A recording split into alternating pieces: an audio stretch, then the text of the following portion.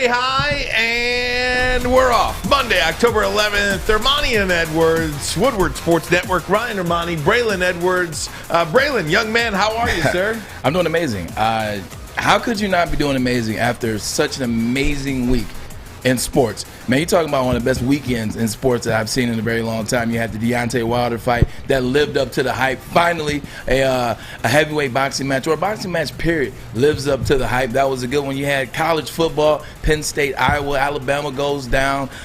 Michigan jumps up there, ranked 7. Michigan State's ranked 8 now. Yeah, it was great college football there. And then you had the NFL. I don't know if I've seen as many good games in the NFL as we saw yesterday. Every game was just amazing.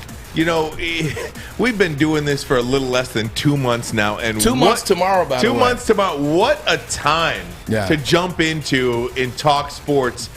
It's as exciting a time of year as we've seen in all of our teams here. Yeah. I mean, both Michigan State 6-0. The Lions are what they are, but they are trending in the right direction. We hope. Pistons start their season pretty soon. The Red Wings get started this week. The Tigers are going to spend some money this year. Tom Mazaway, there is a lot to look forward to when it comes to sports talk in this city and around the country. Oh, it's been a fun weekend, man. The baseball playoffs are peaking. How did I forget that? The Lions gave us a hell of a run yesterday and lost in what was your family call that again? The Detroit Lions. Another exciting loss. There you go. I mean, it's so good. Yeah. It's like shooting fish in a barrel. That's how much sports there are right now. And it's Columbus Day, at least a federal holiday. Tomorrow is the official Columbus birthday. So look at that. But plenty to get to, and there is just so much to discuss. The NFL is just fun right now. You know, I don't want to jump the gun and jump out of turn here, Ryan. Has the NFL? It's your show, boo. This is our show. You want. This is our show, man. But has the NFL just ever had like a level of talent that they have right now? And I'm watching Joe Burrow is a machine. You look at what Justin Herbert doing, it's like it's unprecedented. You see, he's only played 20 games and he's playing that well. You look at what Josh Allen did to the guy that we thought was the best quarterback in the league. You look at what Kyler Murray is doing. Matt Stafford is having a heck of a year. Derrick Henry's on pace for 2,000 yards. Justin Jefferson and what he's doing. We got a running back in Cardell Patterson, a wide receiver, is leading the league in rushing touchdown as a wide receiver, playing down there in Atlanta, playing on Not to mention, Braylon, you got a 44-year-old down there in Tampa leading the league in passing, on pace for 6,000 yards. 2 interceptions. 400 yards passing yesterday, 5 touchdowns, no picks. First time in his career he's ever done that. Isn't it crazy you can be 44 years old and have 2 separate GOAT-type careers, 2 separate GOAT-like careers, and you're still doing things that you haven't done before? Yeah, you just took his career from 2001 to 2010 or 11, Hall of Fame. 2011 to 2021 Hall of Fame career. 2 separate Hall of Fame careers. Better, actually. It's incredible, and it is incredible once again what happened to the Detroit Lions yesterday. I will tell you, if you want, you couldn't script this stuff, man.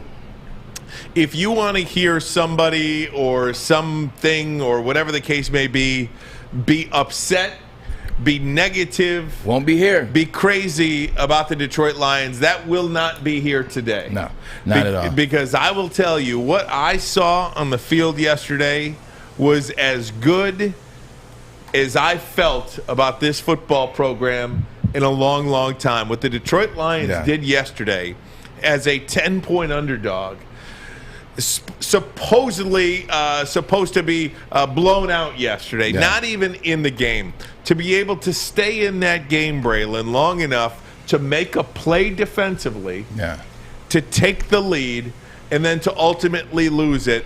I'll tell you, I haven't been as big of a Lions fan as I am as I walk in and sit down here today. They just don't have the horses. But they played their tails off, and I know that's not the barometer, and maybe that's not good enough for many.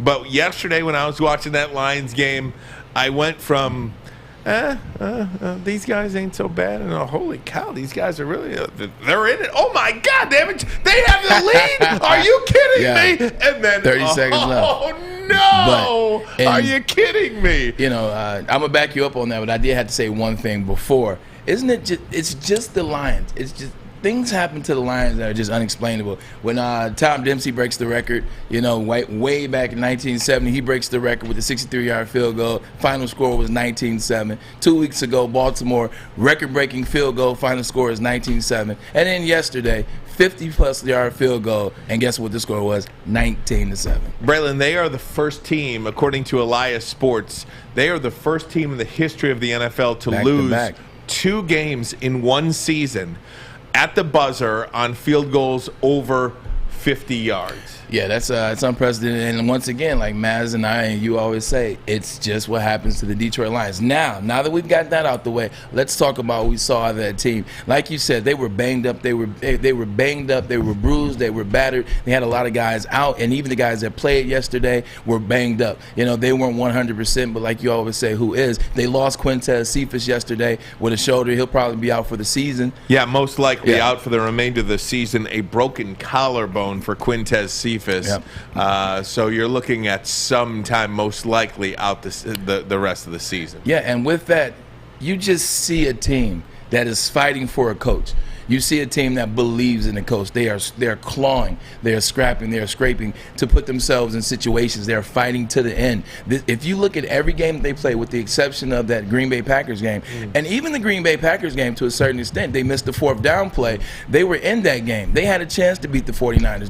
They should have beat the Baltimore Ravens. They should have beaten the Vikings yesterday, and it's just not going their way. The Chicago Bears is the only game that was just truly a bad game. It was truly a bad game that we never really in. I don't know what to make of it, man. You can just see a team that is playing for a coach that they believe in. The stuff that he says, the press conferences, the authenticity, the genuineness, during training camp, during OTAs. You believe it now. You're starting to see it. Like that emotion. Can we talk about that emotion? Yeah, you want to see it? Let's see it. Here it is. Dan Campbell after the game.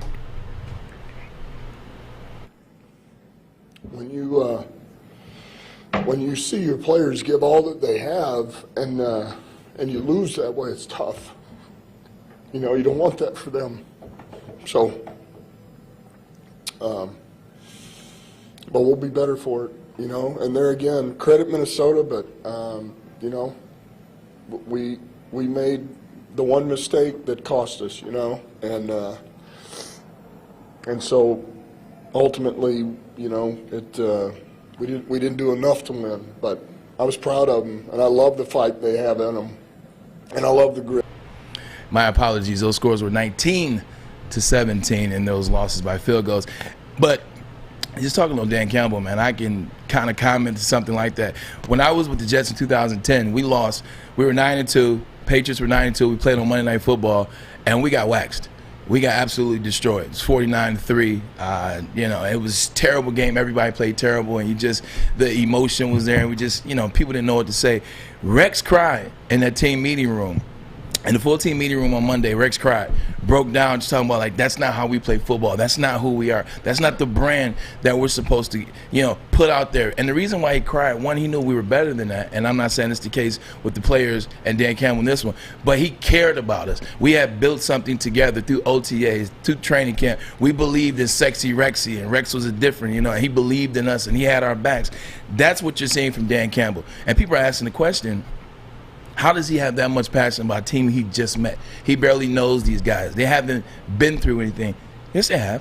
They've been to OTAs together. They've been to training camp together. They've been through roster cuts together. They've been reading the press clippings with everybody, including us, saying this team is no good. This team doesn't have players that can get the job done. Jared Goff is this. The wide receivers are that. They band together. When you talk about people, it brings them together. Good teams. That's what you're saying out of Dan Campbell. He's crying or he's emotional because he believes in his team. And if you see how the way they play, they believe in him too. Tom? I agree. They went in there banged up. They're missing Okwara, their best defender, and they hold the Minnesota Vikings at home to nothing, to 19 points, really 16 points, bunch of field goals. And as much as Dan Campbell helped his team, I think Mike Zimmer hurt his team. I don't know what the hell he was coaching, what team he thought he was playing, but I didn't think the Vikings had a very good game plan at all going into that game. They played right into the Lions. They played down to the Lions level. And, if they played that game 10 times, I think Minnesota going to win 9 out of 10. That's and as proud I am of the Lions and what they did. And I love the gambler in him going for 2 for the win. Yeah, I mean, that takes a lot of guts, man. And it does. That was a great decision. Just about Dan Campbell and the emotion part of it. You'll see probably a lot of people rip that today. You'll see a lot of people write about that today. You'll listen to a lot of people hammer that today. I absolutely love Dan Campbell showing that emotion, wearing his emotion on his sleeve after the game yesterday. As a fan, how many times, whether it was Jim Schwartz or Rod Marinelli or Jim Caldwell or Steve Mariucci or insert name here for the coach of the Detroit Lions or the quarterback walk into that room, how many times after a loss did those guys just come in and say, oh, we got to get back to work? It's a one game, it's a loss, we'll get back to work, we'll correct it. And as a fan, I couldn't stand that. As a fan, I wanted to know that those guys hurt as much as I did. As a fan, I wanted to know that they cared as much as I did. And yesterday, for the first time that I can remember, we saw Lions head coach and Dan Campbell come out and tell the fans, we got you. Yeah. We understand what you're going through. We got you. We're going to fix this thing. Braylon, we're going to fix this thing, and we're going to get it right. And if we don't, we're going to die trying. I think that's all you can ask for from this guy right now. I have been very critical about the Detroit Lions and this regime so far this season. But I think the worst thing you could be in life and in sports is stubborn. The more information you have about something, the better informed your opinion about it can be. 100%. And what I saw in the Detroit Lions yesterday was about as good a feeling as I can have as a fan. Those guys played their tails off. Those guys fought to the end. Those guys deserved a win yesterday, and it sucks that they didn't get it. But I can guarantee you what I saw yesterday with that head coach and that regime, they got something going here. Don't worry about what I said 6 weeks ago. I got more information about it now. Yeah. And that game yesterday was freaking awesome. Those guys were friggin' awesome with nobody. They've got no talent on that team. None. And they hung in there. God bless those Detroit Lions. I love them. I got to take a break. We'll come back, react to it next. React. Armani and Edward. Woodward Sports Network, the bottom line. Fellas, football season is here. It's time to make your grooming experience easy like Sunday morning. Get to Lady Jane's Haircuts for Men. Walk in, relax, watch your favorite team play, and before you know it, your hair will be game ready. Get to Lady Jane's, open 10 to 8, 7 days a week. Walk in anytime. It's wicked awesome. Make sure you download the Woodward Sports app in the App Store and the Google Play Store today. Take Woodward Sports with you wherever you go and listen live on your phone or mobile device.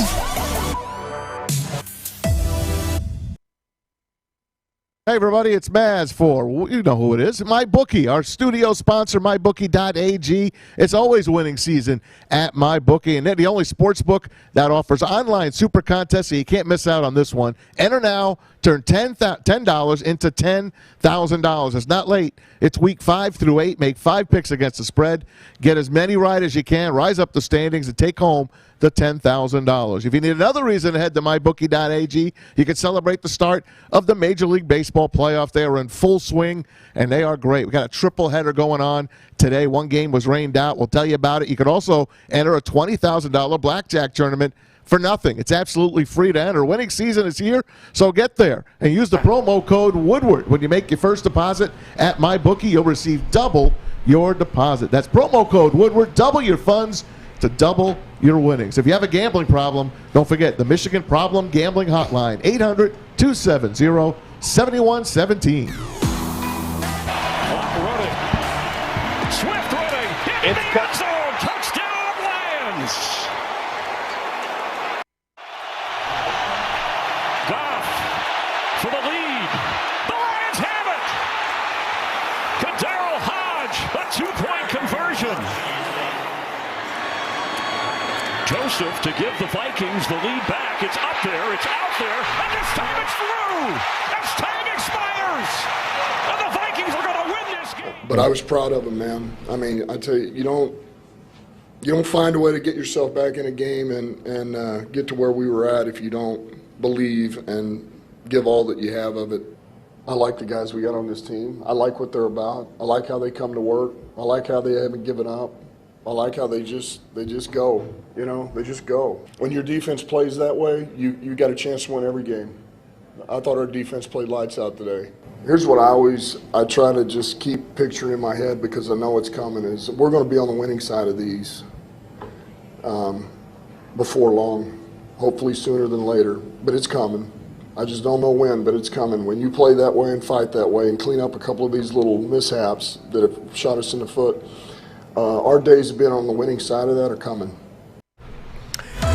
Look, I think that is the rallying cry for this team and this franchise moving forward now, Braylon. It's coming. And I think the way they played yesterday showed you a little something about what is coming. Yeah. One of these days in one of these years, they're going to get it right. And I think they're kind of laying the groundwork for that now.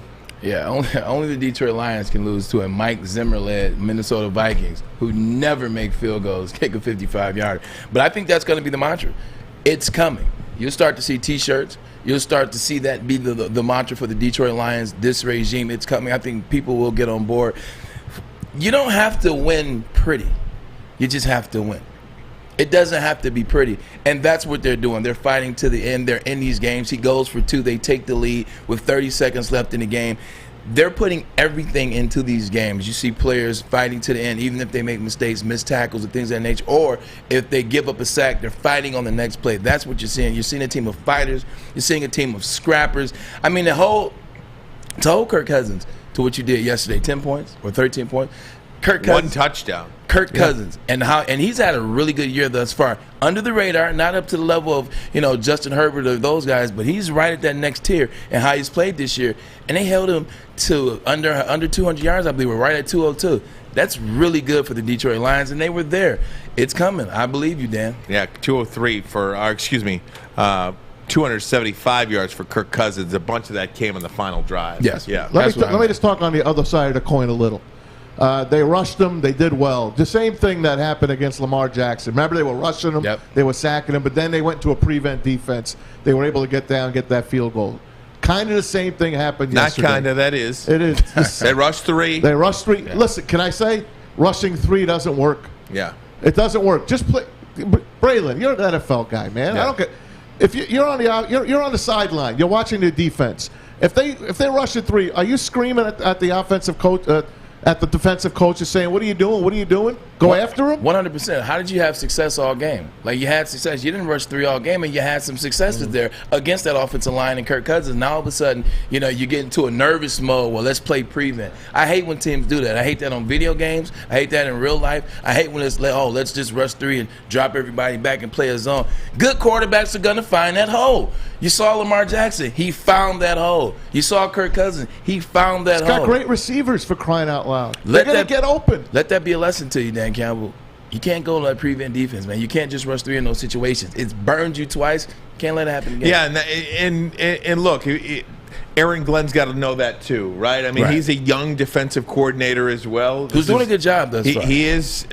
He's a bright spot of the coaching staff. Look, he's doing a heck of a job. I mean, look what they did against Baltimore. Look what they did against the Minnesota Vikings. I think for a defense who we always kind of talk about, they need to replace 11, right? I mean, when this defense gets good, how many of these guys starting right now are going to start for a playoff caliber Detroit Lions team? Not too many, maybe 2, and I'm just saying 2 to be generous. It's like Mike Dicker said. So, right. He said, hey, good news is we're going to win a Super Bowl. The bad news is most of you guys won't be here to see it, right? So thanks for helping me change the culture. So what they're doing defensively right now, I think you have to give them a lot of credit for. Also, can I go back to the decision on the 2-point try? Yeah, absolutely. I absolutely love that decision. Me too.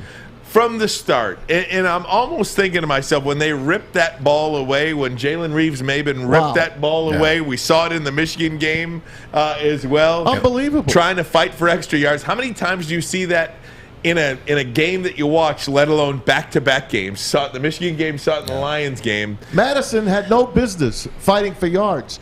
He should have just went down and killed the clock. So the minute the Lions got the ball back, I said, okay, score a touchdown, go for 2, and win the game.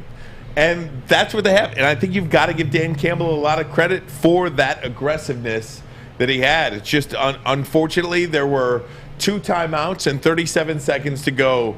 Maz, I see your I just want to say, great throw by Goff. One of his best of the year. On the 2-point to play. To Cordero Hodge, the kid they got from the Browns. I mean, the throwaway that Cleveland threw away that they picked up. And that guy, he's a player, that kid. He's going to show. Their receivers, by the way, 1, 2, and 3, the highest offensive players, Pro Football Focus.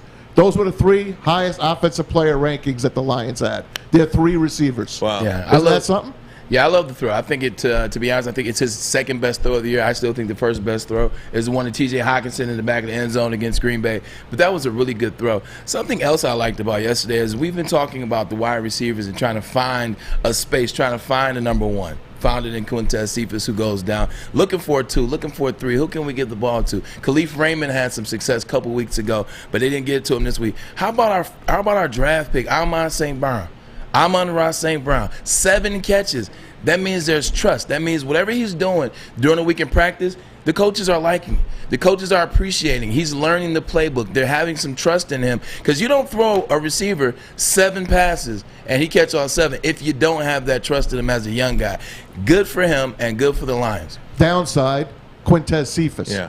A kid that was really coming out, man, and then he gets this injury. Broken collarbone, probably done for the season. The Lions' wide receiving core was thin to begin with at the beginning of the season, right? I mean, you went in there with Terrell Williams, the assumed number 1. Yep. We saw him one play. Brashad Perriman, the assumed number 2, didn't even make the team. Nope. Got cut. Quintez Cephas, number 3. And all 3 of those guys are out. Now you're going to your rookie, Amon-Ra St. Brown, who is a number 4 receiver, who you're going to turn into a number 1 receiver. You're going to bring Tom Kennedy, most likely, to the active roster. You traded for Trinity Benson, who I think has more drops than targets. So this wide receiving core is ugly. Not to mention, if you're a defensive coordinator, all you got to do is stick 2-3 guys on T.J. Hockenson, and it's That's over, what they're doing. right? I mean, 2 things. One for laughs. I always keep my cleats in the truck. So I'm just letting you know. I always you got to keep my laugh out of it. I always keep my cleats in the car. But no, is this a situation where you go and get golden tape? Is this a situation Depends what you're trying to do. Where you bring? I'm trying to help. Body.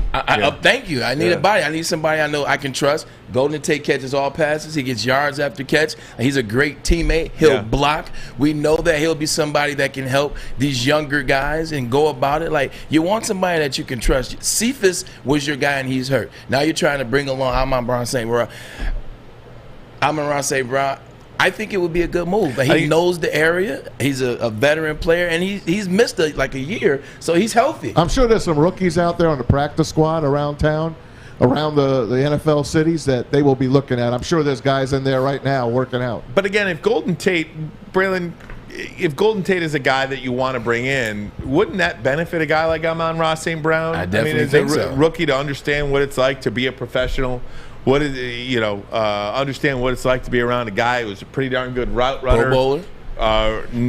He led the league in yards after catch. I mean, just could do all those little things. It wouldn't be a bad thing. Let me play Super Bowl winner, positive attitude, good guy. Right. I think it would be a good move. Let me play this for you. Just going back to Dan Campbell a little bit, and we love Pat McAfee here on the program. I mean, I think he is WWE. I think he's as good of an analyst, good of a analyst, however you want to characterize a radio guy, streaming podcaster, guy, as there is out there. Former Colts punter turned WWE broadcaster turned fan favorite. Turn everything. He had some interesting things to say about Dan Campbell. I'm going to take a break, and I'll play those for you on the other side.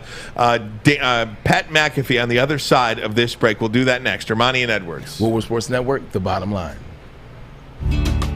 Tony is a third-generation logger that has a simple, practical approach to life and work. That's why his Coast DX342 knife is perfect for him. The stainless steel blade is rust resistant and made for all-weather use. And the double roll-lock safety ensures that it will never inadvertently close when he doesn't want it to. That's why Coast is trusted tough. Make sure you download the Woodward Sports app in the App Store and the Google Play Store today. Take Woodward Sports with you wherever you go and listen live on your phone or mobile device. Hey, everybody, it's Mads from Northwestern Tech. You know the deal. Start a new career in an industry that is always essential, the heating and cooling industry. Learn more today by visiting northwesterntech.edu.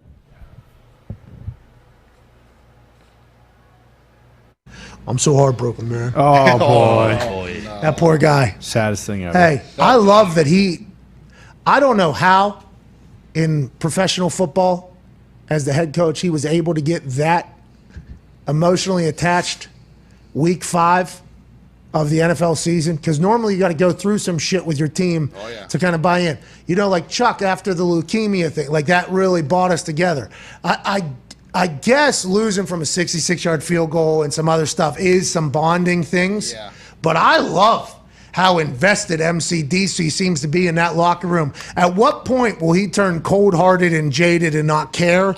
I hope never. I don't think it ever will. I hope not, man. I think MCDC loves football more than any human that's ever existed in this entire universe. That's what I'm talking about. MCDC's turning around. He can be the Lions head coach forever. I don't care. Sign him to a lifetime contract right now. I love him so much, and I feel so bad for him. Now, there's a couple faces in this room from other cities and fans of other teams that just said, this guy said a coach who has yet to win a game to a lifetime contract. It might sound like the most Detroit Lions fan thing to say, but it's real. It seems like he genuinely cares about Detroit and the team. I can't wait. I can't wait for his winning press conference. Oh, yes. It's coming. Okay? It's coming. It's coming. I know that's coming. I can't wait to hear it. It's probably going to be a little bit. But yeah, you know, and that's actually what I was talking about. You hear how Pat McAfee says, you know, how do you get this emotional? How do you get this invested in a team and have this type of emotion after a loss, after only 5 games with a team? I'll tell you how, just like I told you. Dan Campbell, there was a lot of questions from the media, people around the league, fans, etc., players. You know, is this guy going to be a good coach? What kind of guy is this? What is this knee slapper stuff? What is this grande pike with the double shot of espresso? What is this? This guy, he's an offensive lineman. He doesn't know anything about football. Who are these players? Who are these wide receivers? You know, who are these defensive backs? You know, is Akuda going to be good? You know, Penei Sewell, can he play right tackle? Is he a left tackle? Jared Goff. They've been asking all these questions since this team got together, and he's a part of it. Is he good enough to be a coach? In the NFL, they had to endure that from the start of their tenure in May, and had to go all the way up until now and continue to go. That's how they came together. That's how he has that emotion, is because they've had to go through that together. The negativity of the press has bonded them together, and that's why you see them fighting. That's why you see the emotion. That's how they got so close so fast. What did I say the first day he was hired? This guy just is football. He's got football coming out of every pore in his body. I love this guy, and I don't care what kind of coach you thought he was or what kind of coach you think he is. You want to call him a meathead, Fred Flintstone, but we're going to go to bat for him here in Detroit because really he is the right coach for this team. I mean, we're going to wait to the draft, obviously. That's why we got Brad Holmes. He's a draft expert. That's why he was hired. And we've got a ton of picks coming up here in the next 2 years, high picks. And he's got a hit on him. This team is devoid of talent. You get all that put together, I think you got the right coach. You know, I was a big Robert Saleh guy. Yeah. You know, he's struggling in New York. He's going to struggle as well. So all these guys took over bad teams. Yeah, and it's okay to be different. There's nothing that says you have to look a certain way to be a head coach. You have to talk a certain way to be a head coach. You have to dress a certain way to be a head coach. I'll give an example. Look at NCAA. Who won the national championship 2 years ago? Ed Orgeron. Ed Orgeron's not a guy that you would think like a Nick Saban, Nick Saban, Dabble Sweeney, who won Lincoln the national Riley. championship? Well, we go out there. Who won it? You could see him on Deadliest Catch. Football sideline. But he doesn't Tigers. He doesn't ooze the coach like Lloyd Carr and Nick Saban. He doesn't ooze that. But you know what he does ooze? He loves LSU Tigers. He loves football. He figured out how to get it done. Went and got offensive coordinator and won a national championship. You don't have to look a certain way. You just got to know football and you got to want to get it done. And Dan Campbell does. Man, Maz, you said he's the right coach for the job. And look, I'm just and I'm totally fully on board. Is there a difference between being the right man for the job and being the right coach for the job? Like, I think he's both. You do. I do. Okay. And look, I'm just saying I love him as a man. I love him. Right. I do. I agree. Okay. I think too. He's a man's man. The type of man that he is makes him the right coach for this job, too. I want to follow him. Right? I want to put my my hand on his shoulder and follow him onto the field. I do. I'm proud that I'd be proud if he was my coach. And he is my coach as a Lion fan. I think the Lions have had the same type of success over the past 20 years, which is none. And they've had the same type of coaches in terms of the way they carry themselves, with the exception of Patricia. But the way they carry themselves, they're very professional, they're upbeat, et cetera, et cetera, et cetera, et cetera, et cetera. Detroit needed a shakeup. And in Dan Campbell, they got a shakeup. They got a man's man. They got a guy that might, go four-wheeling and hunting in the off-season. Like, that's the guy he is. But he's going to tell it to you straight. He's not going to give you any answers that you have to read behind the lines or read between the lines or any back or double talk or things of that nature. He's going to tell you what he feels. He's going to tell you what he sees. And he's always going to try to correct whatever he feels like he needs to. I like that. They need a change, and I think they have that. Listen, Brandon Staley was a hot name. He goes over to the Chargers. He walked into a hell of a team. Anthony Lynn left him with the cupboard full. Yeah. But he's supposedly one of those guys like Sean McVay.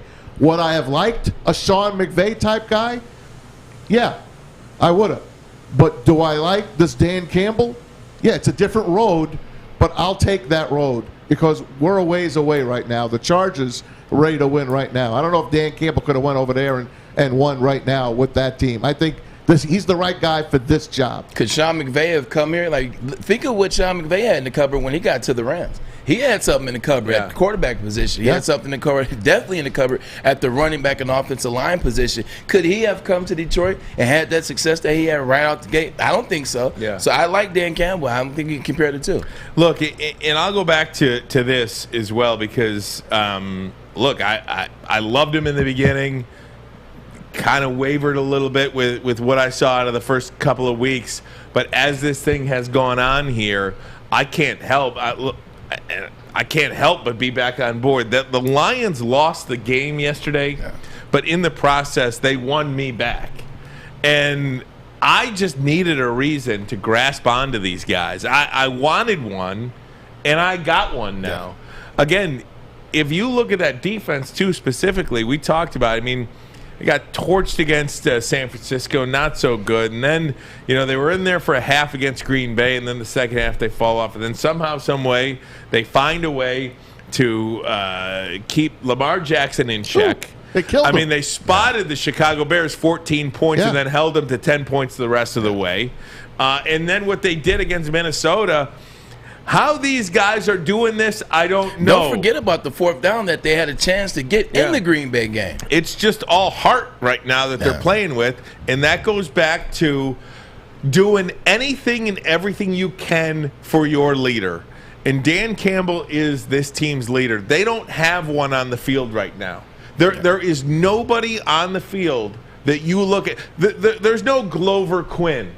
Yeah. On the defensive side of the ball that you look at and say, you know what, I'm following this guy. This is my guy. We're going to bat for this guy. There's no Matt Stafford on offense.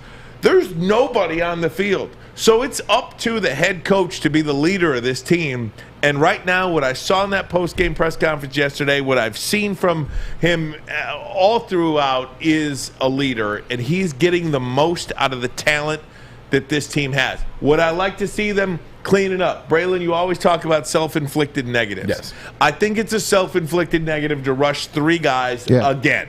Right. But guess what? That's the only mistake he made yesterday. Yes. So his mistakes, I wanted to say, are coming down. Yes. What I want to ask Braylon is, if you're a coach right now and you got to face the Lions, what are you telling your team? What is the most important thing you're going to tell your team about this Lions team? Because they're going to look at him and say, we're playing an 0-5 team here. This should be a cakewalk. Don't look at this team like they're the Detroit Lions of old, because they will play physical, they will fight to the end of the game, and they will hit you in the mouth. You can go there and think that you're just going to run up and down the field. You can go over and think you're going to dominate the line of scrimmage. But guess what? You will get a rude awakening because this team is physical, this team plays hard, and they play to the end. And somehow, in that fourth quarter, they are always lurking in the shadows of taking the lead and winning the ball game. And they got to play the Bengals coming up. And I know Joe Burrow's banged up. So you might – first of all, I think they had a hell of a chance even against Burrow. All right? Yeah. You just got to watch that rookie wide receiver there, Jamar Chase. Woo. So we're going to find out. We got Penei Sewell, a couple of teammates. We got Jamar Chase. There's another one. We'll find out what's going to happen. But if they take the Bengals without Joe Burrow, they could be favored in that game. Absolutely. And we'll see what happens next week. We'll get to some college football at the top of the hour. Baby. Let's get to college football at the top of the hour, guys. Michigan and Michigan State, big wins. We'll do that plenty in hour number 2. I want to go around the NFL next, if we could. We'll stick. I love going around the NFL. Yeah, we'll stick with some NFL, including, are the Kansas City Chiefs done, Braylon? I want to ask you that question, so we'll have your answer on the other side. We'll do it next. This is Armani and Edwards. Woodward Sports Network, the bottom line. You know why realtors love using Hall Financial as a lender? Because of our commitment to speed and service. We have nearly 4,000 5-star reviews already. Call today, 248-308-5000, or go to callhallfirst.com. Make sure you download the Woodward Sports app in the App Store and the Google Play Store today. Take Woodward Sports with you wherever you go and listen live on your phone or mobile device.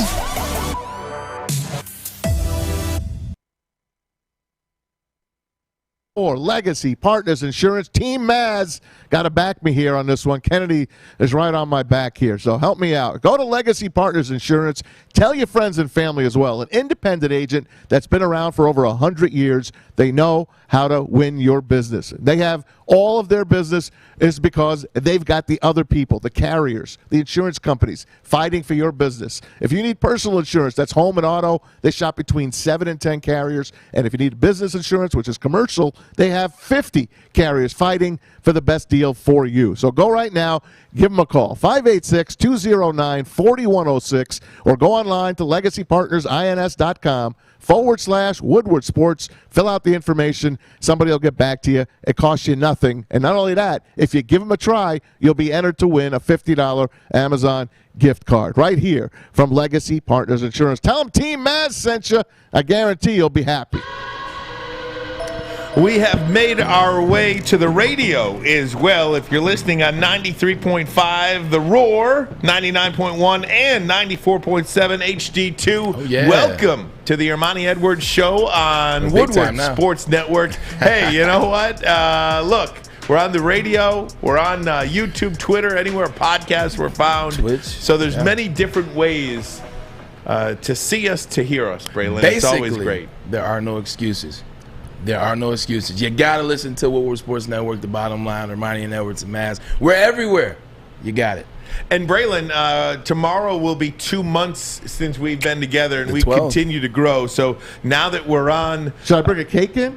I know, right? I mean, sure. All right. Are you saying no, Maz? I'll bring some Edmonds in. Hey. Okay. Oh, I've had Edmonds since high school. Why not? My goodness. But yeah, I mean, hey, look, we are growing here on Woodward Sports. We're growing here within our show. 2 months. We're already on the radio, and we appreciate the partnership with Beasley to get our show on the radio. It's a lot of trust. You know, it's trust in radio. That means you have to have your things together. It makes sure you can't make slip-ups and mistakes. So the fact that they trust that much, I love it. I love the trust. Let's go around the NFL. Again, college football, top of the hour. Plenty to dive into in regards to that. I want to start with the big game that was last night, Buffalo and Kansas City. Buffalo utterly dominated Kansas City on the road. We have seen all the problems with the Chiefs so far this year, Braylon. I mean, they are in last place in the AFC West, 2-3 on the year. They are looking up at a lot of teams as we look. It's just 5 games. I don't want to be crazy, but they got some work to do if they want to get back into this playoff hunt. Yeah, the problem is they've had good enough defense in the past to win the games that Mahomes is used to winning. They've had good enough defense, but then they've had Mahomes playing at a exponential rate. But now the defense is terrible. If you look at the stats, they lead the league in turnovers. You cannot turn the ball over in major games. Not only in major games, you can't lead the league. They're 5th in the league in penalties. They're last in defensive in rush defense. They're last in pass defense. That's awful. So what happens is Patrick Mahomes, who's an amazing quarterback, MVP 2 years ago, now he's pressing because now things aren't easy. They're getting off the field every time he's trying to get 5 and he's trying to score 5 touchdowns every time he steps on the field. Every play he's trying to throw the ball down the field. Every play he's trying to make something special or over the top happen with Tyreek Hill, and it's just not about that anymore. He's pressing. You can watch him. He doesn't look confident. He doesn't look comfortable. Not confident. He doesn't look comfortable. On the other side of the field, you look at Josh Allen. Number 1 defense in the league. When you have the number 1 defense, it makes it easier to go out there and have success, convert third downs, keep the chains moving, throw the ball down the field. They played that well last night on offense without getting Stephon Diggs involved in the game. Emmanuel Sanders was a huge pickup for the Buffalo Bills. They're the number 1 team in the AFC right now. Book it. Without question. I mean, it's not even close, right? I mean, Chargers are they're second, but to your point, Buffalo Bills are head and shoulders. I mean, the Los Angeles Chargers have to show me a little bit more. I mean, look, they're playing great football right now. Their quarterback, Justin Herbert, looks really good, but they're going to have to show me a little bit more before I jump on board and say that they can compete with the Buffalo Bills. They got to go to Baltimore next week. So I mean, and if you look at the Cleveland Browns, I mean, Cleveland. What happened to that defense this week? Are the Chargers that good? So I wrote a stat down. It said the Cleveland Browns had over 500 yards passing. Baker Mayfield had no turnovers, over 500 yards passing, and 41 points. First time in NFL history, a team has had 41 points, 500 yards of offense, no turnovers, and lost the game. I just think sometimes you have bad games, because Justin Herbert gets rid of the ball so fast, which kind of takes away that deep front, that pressure of Myles Garrett being able to get to the quarterback. The offensive line actually played really well for Justin Herbert in there. Sometimes you just have these games. The Cleveland Browns are still a really good football team, and their only loss is to the Chiefs, who we thought was going to be good in the beginning. And then yesterday played a good game, but they lost. Kansas City, back to them for a second. Yes, let's go. Will they get back in it? The only reason I will say yes, they have a chance is because they have a special individual. He's not playing to the level that he's played to in the past. He's not currently the number 1 quarterback in the NFL based on what I've seen from Herbert, based on what I see from Allen, obviously Tom Brady. But he's still the best talent at quarterback in the NFL. And because they have Patrick Mahomes, they still have a chance. They still have 12 games left. Yeah, I mean, I don't think anybody's here to write off the Kansas City Chiefs. But they got to get it together, though. Yeah, I mean, if Kansas City was playing in the NFC, I might start thinking about it. But in the AFC, it's not as strong as the NFC. I mean, if you look at the strength of the NFC, I mean, Tampa Bay, Dallas, Green Bay, Arizona, the Rams. I mean, you've got so many solid teams in the NFC compared to the AFC. Don't forget about your Saints. And the Saints, I think the NFC is far superior to the AFC right now. Now, Buffalo might be the best team in the league. I was just about to say that. But collectively, the NFC far superior, in my opinion, to what they're doing in the AFC right now. Yeah, 100%. Because you can just look at one division. You can look at the NFC West alone, and they're better than the AFC is this year. It's going to be very interesting as it gets down the stretch. Will Patrick Mahomes, Andy Reid, and the Chiefs figure it out on defense? Will they get better? I just think they need to simplify the game. Like, if you watch it, and Andy Reid's a master of that, I think that Mahomes is just pressing. Even the defense is bad. You still control what you can control. You still have Mecole Hardman. You still have Tyreek Hill. You still have Edwards-Helaire. You still have your people. You got Josh Gordon out there. Saw him in the game last night. It was good to see him. So you have your offense. You got to What was working for you guys at the beginning of the season? What was working for you guys last year? Got to go back to that. Got to get Kelsey more involved. I think the problem is they're forcing the ball to Kelsey and Tyreek Hill. Get the other guys involved. You got studs on your team in offense. You have weapons. Use everybody. A couple years ago, we saw when they broke the record, or when they had 5,000 yards passing, they had the number one offense. They went to the Super Bowl. Everybody was involved. Everybody was touching the pill. Sammy Watkins was touching it. Tyreek Hill was touching. Mikael Hartman was touching it. Everybody touched the ball. They got to get back to that. Let me just jump around here, and Maz, I'm sure, is going to have something to say about this one. Dallas beat the New York Giants 44-20. The Giants lost. Their quarterback, Daniel Jones, their running back, Saquon Barkley, and their wide receiver, Kenny Galladay. However, the Dallas freaking Cowboys, man. And anytime I mention the Dallas Cowboys, I will not do so without giving this man credit. Yep. He said the first week we started doing this that the Dallas Cowboys were for real, not only for what they could do on the offensive side of the ball, but what they're doing on the defensive side of the ball as well this year. That's as good a team as there is in the NFC. Dallas is for real. The Dallas Cowboys, even with the Cardinals being 4-0, 5-0, excuse me. So I didn't mean to slight you there, Kyler. Dallas is the best team in the NFC. I understand they have one loss. Guess who that was to? Tampa Bay. Exactly. Cowboys went on the road. They beat the Chargers and Justin Herbert, an amazing season that they're having. They're playing on both sides of the ball. They lead the league in takeaways. Trayvon Diggs is having an amazing year. Trayvon Diggs having an amazing year. I say it one more time. Trayvon Diggs is having an amazing year. Troy Aikman called him Deion Sanders-esque. 5 games, 6 interceptions. Nick Saban moving him to defensive back is the best thing he could have done for his career. Lawrence comes back in 2 weeks. Lawrence is coming back in 2 weeks. They're still playing without some of their best players. Collins come back next week. Collins is coming back. Amari Cooper is still playing hurt. They have wide receivers. They have a 2-headed monster at running back now with Pollard and Zeke. Zeke's back. There's an Ohio State Zeke sighting in the way that he's playing right now, getting the ball out of the backfield as well. Dak is just doing a plethora of things. We were hoping that he came back and would be able to play after. Just keep in mind, he broke his ankle a year ago. Right. And we were just hoping that he would come back. He's come back much better. Giants were gallant yesterday, considering all those injuries happened in the first quarter.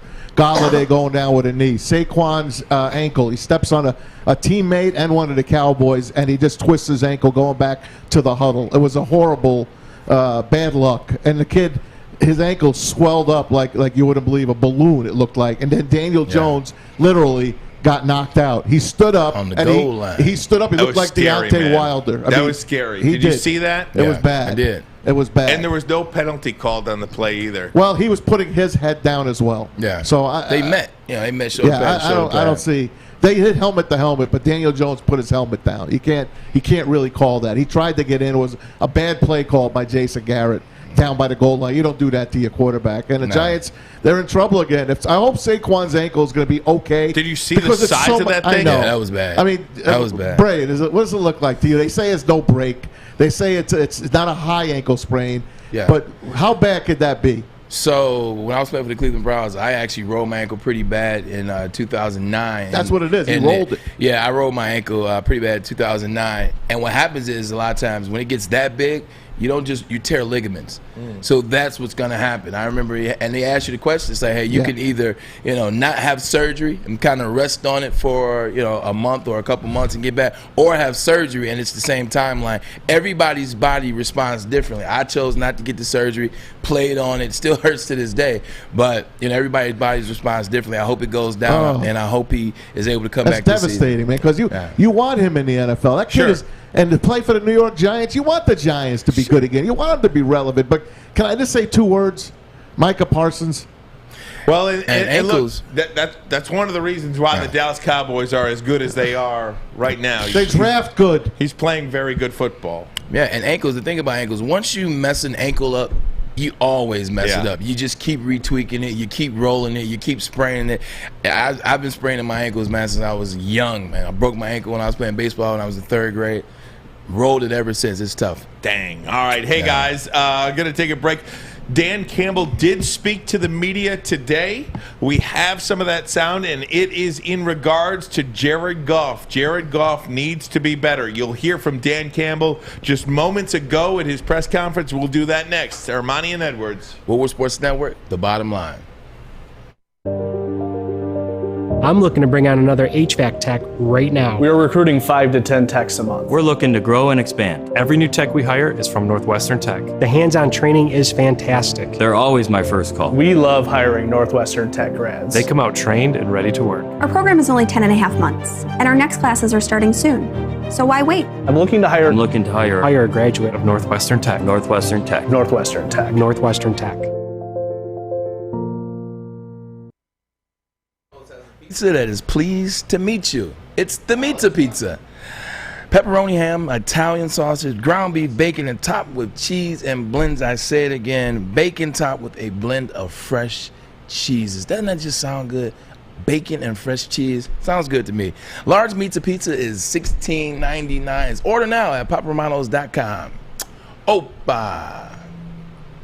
Yeah, look, I think he's trying to take chances sometimes at a fault. I think he's trying to get, it downfield sometimes when maybe he ought to just go to the first look, and so look, one of those yesterday, Hawkinson's open on a hitch, just throw the hitch, and then we won't have the issue. We don't have the sack fumble. Just take what's there. We like it, and that's what it's for. If they're going to play off, and then we don't even have that mess. Now Sewell got beat on it, but yeah, I mean, look, I think we've got to do a better job of finding a way to push it down the field, because, and I know this has been said, but here's the, explosives. They had 7, their offense. We had 5. 4 were passes, 1 were run. Well, 3 of those for us were run after catch. I mean, that's a hard way to live, man, trying to get explosive and hope you can get a guy who can break it. Every time they get the ball, you're catching an 8-yard route and then trying to bust it downfield. So, I think we have to do a better job as a staff of designing some of these shots, protecting him, and getting it downfield.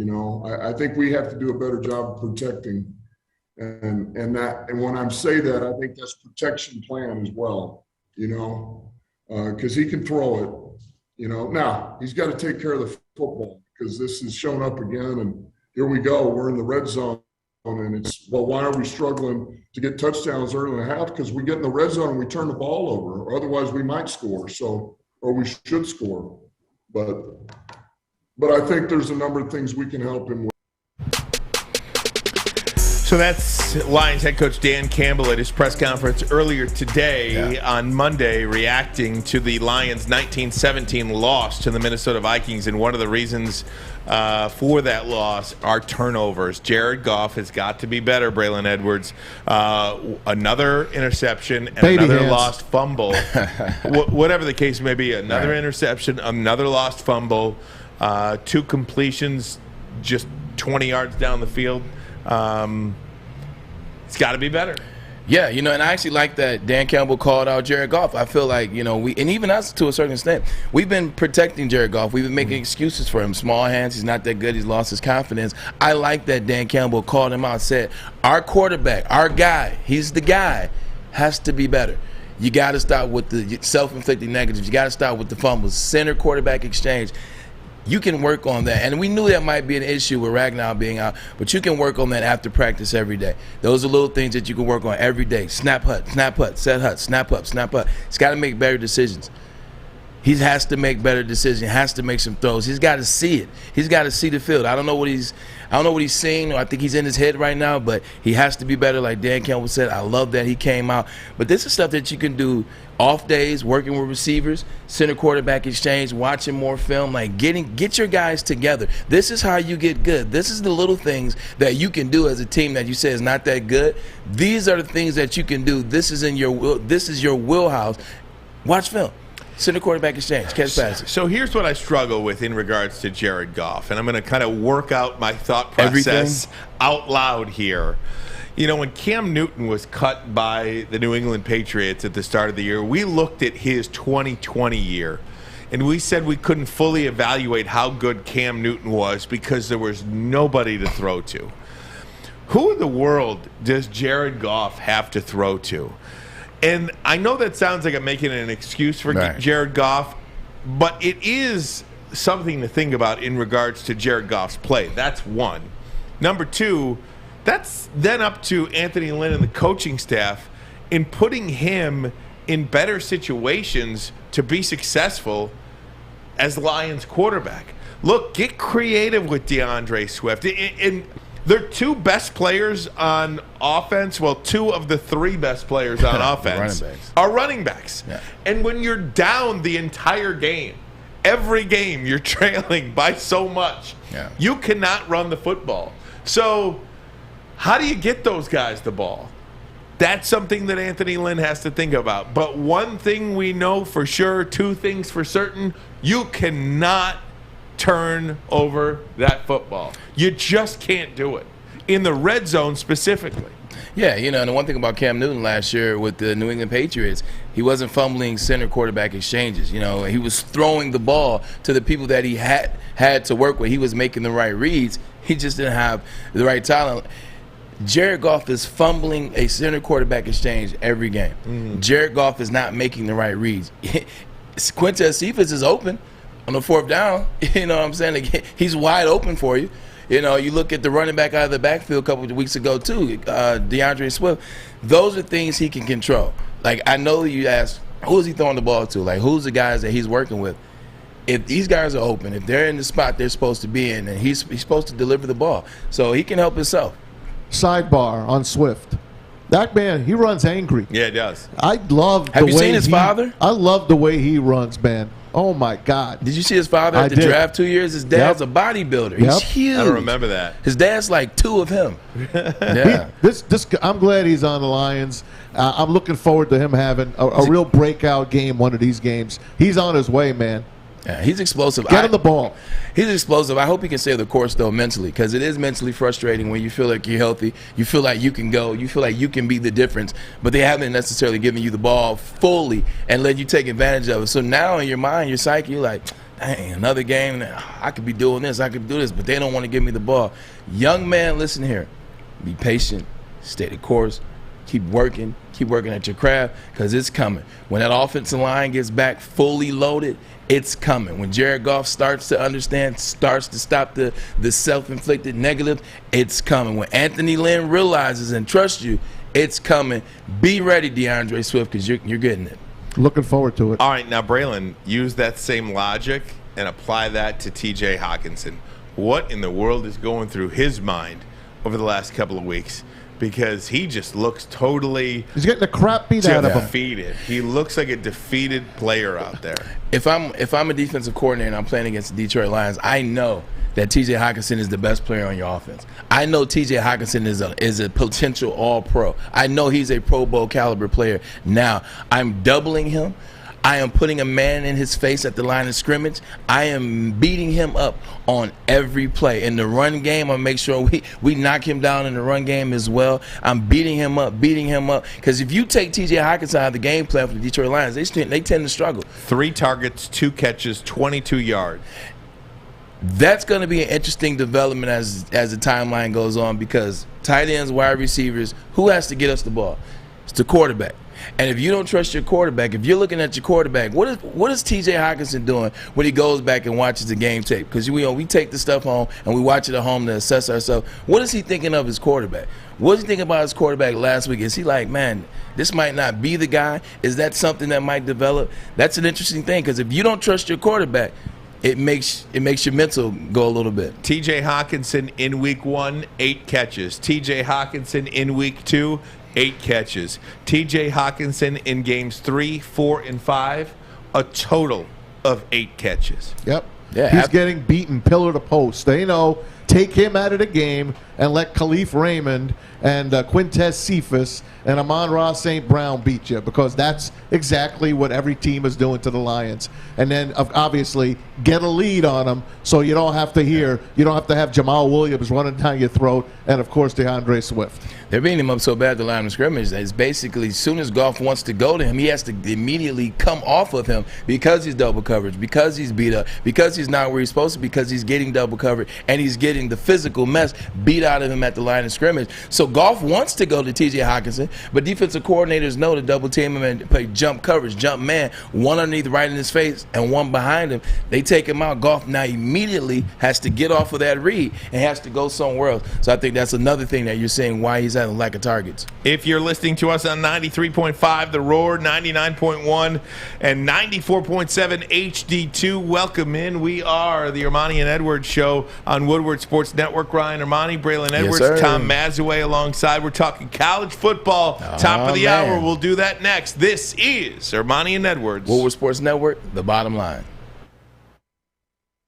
Make sure you download the Woodward Sports app in the App Store and the Google Play Store today. Take Woodward Sports with you wherever you go and listen live on your phone or mobile device.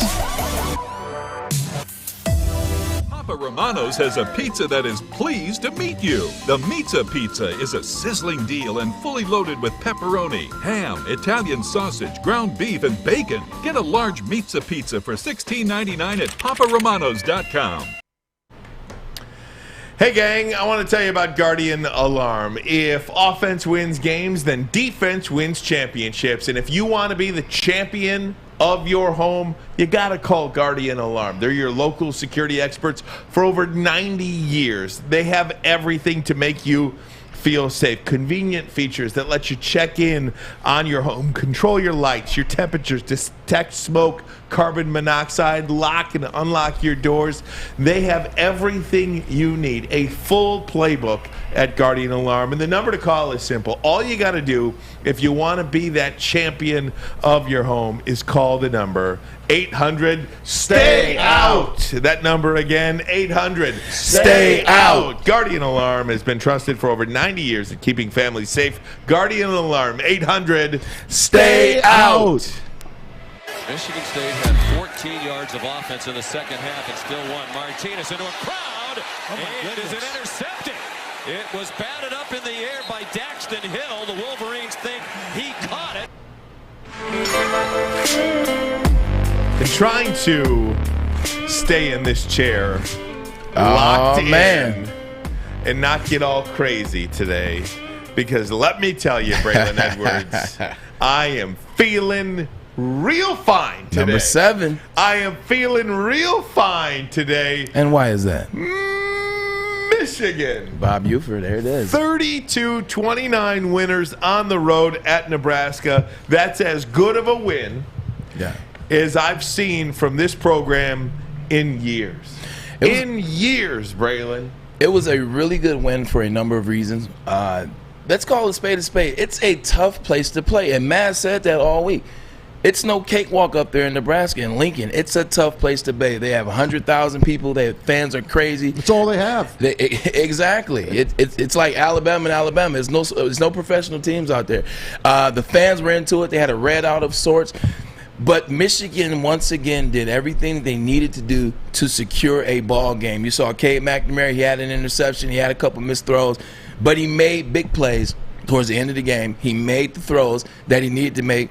Michigan, and shout out to Josh Gaddis also. Shout out to Josh Gaddis. He found the tight ends. He found the tight ends over the middle a couple times in this game. That's one thing that Michigan hasn't done well this year, is get the tight ends involved. Michigan has always been a team, offensive team, predicated on tight ends. You can go down in history. Michigan has always had really good tight ends. Jeremy Tillman, Jay Reamer. You look at Jake Butt a couple years ago. Funches was a tight end. Funches was a tight end at one point. They got the tight ends involved. Corum made a play when he needed to. Haskins made a play. The defense got the turnover at the end of the game. I mean, talk about Daxton Hill. I just talked about him last week. He is really stepping up in that secondary, and he actually really is a really good football player. I got to tell you, that was one of the most enjoyable games. I don't know if I was just in a good mood that night. I was looking forward to the fight after that game. I was just happy. My daughter came home from Michigan State this weekend. We got to hang out as a family. We're watching the game as a family. It was, even if Michigan had lost that game, and I know that's not in your vocabulary, I would have said I really. He keeps putting stuff out there. I enjoyed watching that game, and I tell you, I was proud because I was a Nebraska fan way back when I was a kid, back in the 70s, even before Tom Osborne. I know. The field is named after him. Bob Devaney was the head coach when I was watching him. But back then, Nebraska was the bomb. Yeah. And they disappeared. But what number in the Big Ten would you put Nebraska? Because if you put them like maybe 8th as the 8th best team in the Big Ten, that's a hell of a conference, man. That's a good team. Yeah, the Big Ten, and we'll get into this with Michigan State as well. The Big Ten, for the first time in the history of the AP poll, they started taking the poll in the 1930s. They have 5 teams in the top 10. That's the first time 5 teams have been ranked in the top 10 of the AP poll from one conference in the history of the Associated Press poll. That is an absolute dynamite statistic and lets you know how good people think the Big Ten Conference is and why you may see Nebraska with 4 losses, 1-3 in the conference. It's really hard, and you guys were right, all of you, when you said Nebraska was a good football team. But this, to me, was about Michigan. They went on the road. They faced some adversity. They trailed twice in this game, once in the third quarter, once in the fourth quarter. First time all year. All year. Once in the third quarter, once in the fourth quarter. Tie game. Nebraska had the ball with a chance to go down and win it. Michigan gets the turnover, and then the rest is history. I will tell you guys, this is how championships are won. And you may make fun of me all you want because they haven't played Michigan State yet. They haven't played Penn State yet. They haven't played Ohio State yet, and that's fine. But you can't get to those games with the hope of winning a championship until or unless you get through games like this. This builds character. This builds everything you want in a football team. And gosh darn it, this builds confidence in Cade McNamara. Let me tell you, you're going to have a ton of people out there, oh, JJ's better, McNamara. And I am one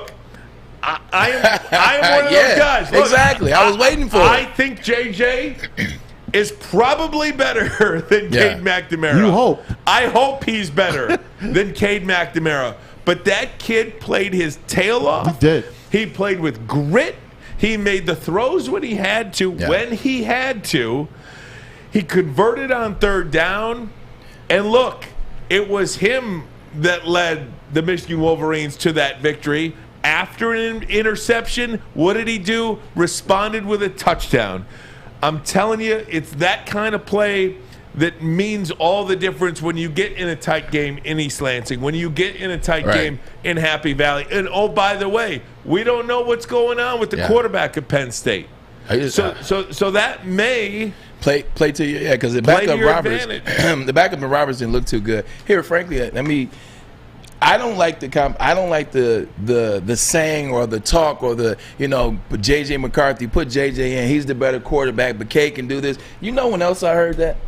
Everybody wanted Drew Henson to play. Drew Henson was the better guy. Drew Henson was the #1 quarterback in the country. That was Tom Brady's team. Lloyd fudged that up by doing the back and forth, put this guy in here, doing this guy. If Tom Brady would have played 3 years as a starting quarterback, he would have been a first-round draft pick. Keep Cade McNamara and stop worrying about J.J. McCarthy. I'm done doing it. We're undefeated. I'm done doing it. He went to Lincoln. But you're not done. I'm not. Hold on. I'm not. He went to Lincoln. He won the game. But here's the 2 questions I have for you. With Cade McNamara and his Michigan offense, do you have the confidence that Michigan can make the play they need at the end of the game in the offense? Do you have that confidence? I've seen it now, yes. Do you have the confidence that this defense can get the stop that they need or the turnover that they need in the clutch? Yes. That's all you need to win games. That's all you need to win games. If you have the faith that we can do that, which I saw with my own 2 eyes, Michigan can get it done. I wasn't sure early in the year if Cade could make the throw. I wasn't sure if they had a wide receiver that can get the first down, that can get the big catch, that could go over the middle. I wasn't sure if they could run all the time after the Rutgers game. Wasn't certain. Was pretty certain about the defense, not the offense. That game showed me all that I need to know. It gave me more confidence in Michigan. One caveat to what I'm saying about Cade McNamara, and I am totally good with Cade McNamara now, but there's one caveat, Braylon. I would not mind to see J.J. McCarthy included in spots. Right. I do believe he's an asset to the offense. I do believe you can use him down in the red zone. And I do believe you can let him sling it once in a while when he's in. Now when he comes in, everybody knows he's going to run it. Let him throw the ball. Quit playing scared a little bit. I think sometimes Josh Gaddis plays scared, and that is the one caveat, or plays too close to the vest. The teams that win national – let me ask you this, Maz. The teams that win national championships, the teams that go – to the college playoff, the teams that go to the conference championships, are they playing around with quarterbacks? No. Is Nick Saban playing around with quarterback? He'll bench you, but he's not playing around. No. Is Dabo Swinney playing around? I'm so glad you asked me that. Is Lincoln Riley playing around with quarterbacks? No, you can't do that, Ryan. Yeah, Lincoln Riley is. You can't do that. Well, he had to because you called Spencer Rattler. Yeah. But you called that Spencer Rattler. He's not that good. You had to get Rattler out of that game. You had to. And they won. Disaster. But you can't. I don't like the back and forth quarterbacks. I don't like it. Fan. I don't like it in the NFL. I don't like it at all. I just think you stick with your guy. Yep. If he's your guy, if he's having a horrible game, pull him out and put a new guy in. But other than that, let him ride and die with Cade McNamara. I love what he said post game as well. I mean, this kid has got it, man. Mm-hmm. He's got it. You just got to give him a chance. That's he's a game manager, people call him. Yeah. But we really don't know yet because they really haven't let him do it yet. And that's why I don't want to go back to Tom. Great point. I don't want to keep comparing him to Tom Brady, but Tom had to start somewhere too. Like Tom wasn't a first round pick when he was in there originally. He was learning the game. Tom always tell you he wasn't the most athletic quarterback. When he was at Michigan, even now to this day, Tom didn't have the biggest arm, but what Tom did was Tom was smart. Tom was a leader. Tom knew the offense. Tom was a guy that they trusted. That's what I see in Cade McNamara. Speaking of Cade McNamara, this is him post-game after the 32-29 win against Nebraska. Michigan 6-0 on the year. This was your first time this season giving up a lead in a hostile environment. What did you learn about your team in this week? I think Michigan teams in the past, no disrespect, but I think since I've been at Michigan, I think we lose this game sometimes, and I think it's a testament to the guys in that locker room, the coaches who have made a commitment to make this year different, and I think we got something special here. I've never seen Jim Harbaugh screaming in excitement after a win like this. What's special about this group? It seems like he knows it and you know it. Yeah, absolutely. I think we've noticed that Coach Harbaugh has been putting even more energy into this year too, and I think overall from just really a whole team perspective, it means a lot that we care about winning. All right, congrats. Oh, dude, I got goose pimples. What did I tell you? How do you not? Seriously. How do you not? Transparency. That's what you're seeing up there, transparency. He said, hey, a couple years ago, the teams I was in the past, we don't win this game tonight. Harbaugh, excited, showing emotion, showing he's having fun. Transparency. We'll get to the Spartans, but I want to talk about Michigan a little bit. Then their season starts a little bit. Okay. I want to look ahead to the Michigan Wolverines, and we'll get into the Spartans. Boy, was I wrong about that football team. That offense is ridiculous. Oh, my. We'll look at that next. This is Armani and Edwards. Woodward Sports Network. The bottom line. Okay, you thirsty little spin goblins. I want you to pedal into the next dimension. Spin it! Spin! Spin! Uh-oh! Carmen's falling behind. Let's give her the hiss of shame. Spin! Spin! Spin till you bleed! Don't ride the bike of shame. Come to Planet Fitness and find your own lane with tons of equipment, free fitness training, and no hissing. Join today for just $10 a month. Hey everybody, it's Maz for Underdog Fantasy. Let's talk about it. The NFL season's underway. It doesn't matter. You can still draft a new fantasy team each week on Underdog Fantasy to win some cash prizes through their slick mobile app, user-friendly site. You can join a league, draft a team in just minutes. Plus, the folks at Underdog are going to help you start with a free $10 play when you sign up and make your first deposit with the promo code WSN. Just visit UnderdogFantasy.com, the App Store, or the Google Play Store. Sign up with the code WSN. Deposit $10. You get $10 free. It's that simple. That's Underdog Fantasy. Promo code WSN.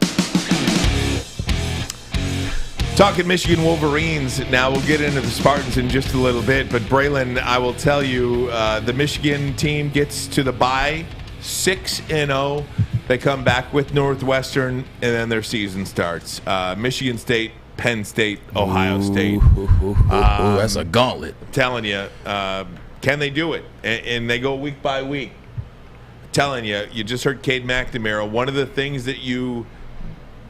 best things you can have as an athlete is confidence. One of the worst things you can have as an athlete is lack thereof. Yeah. And this team is as confident as anyone right now. They believe that if they are down, they can come back. They believe if they make a mistake, they can get it back.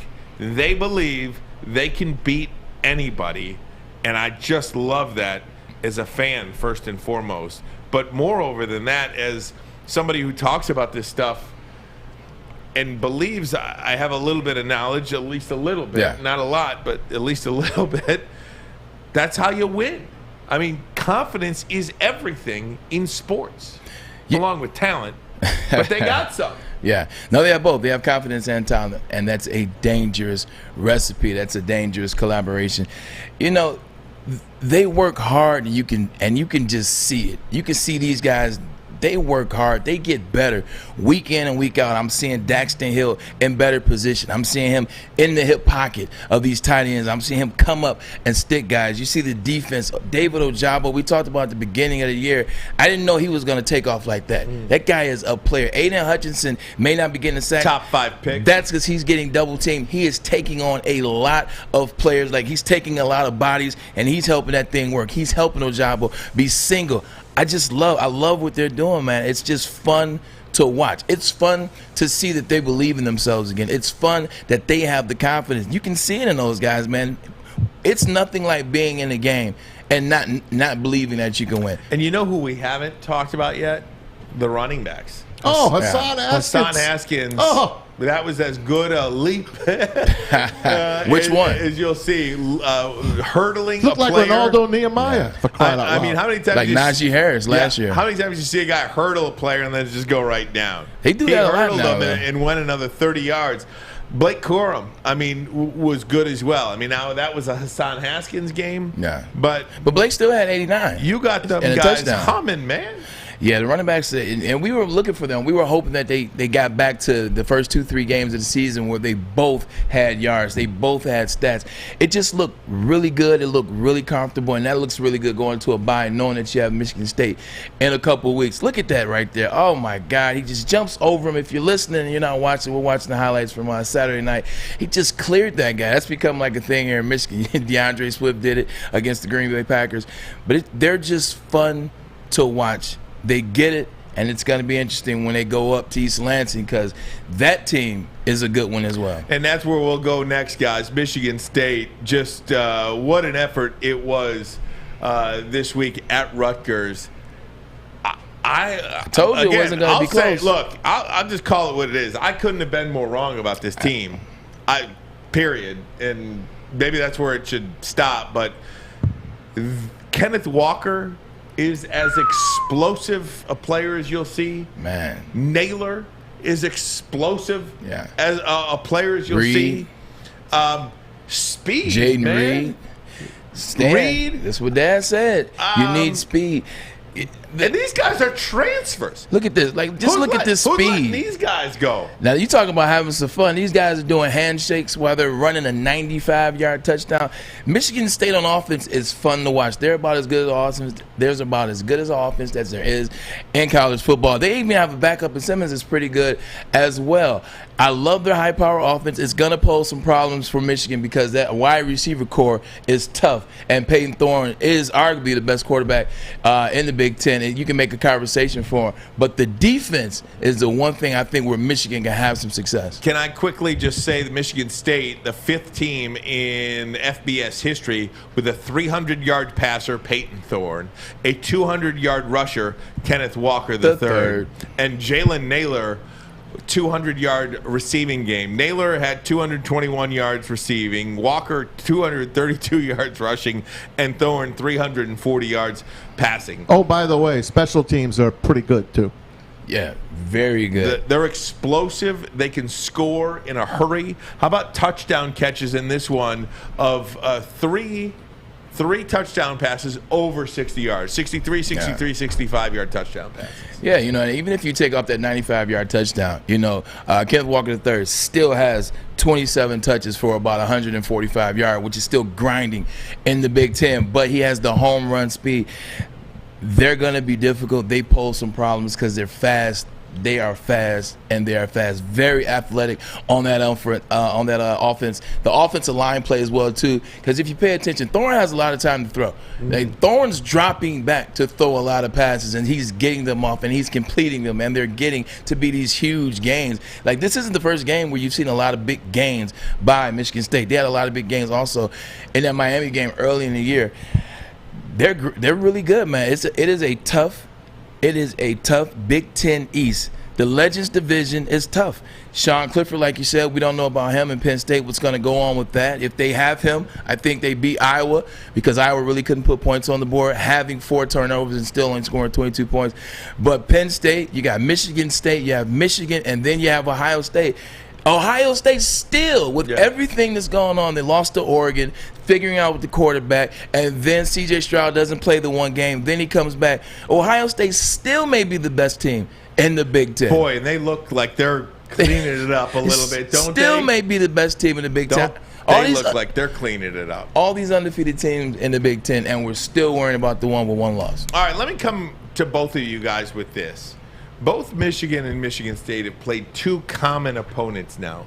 They both have played Rutgers, and they both have played Nebraska.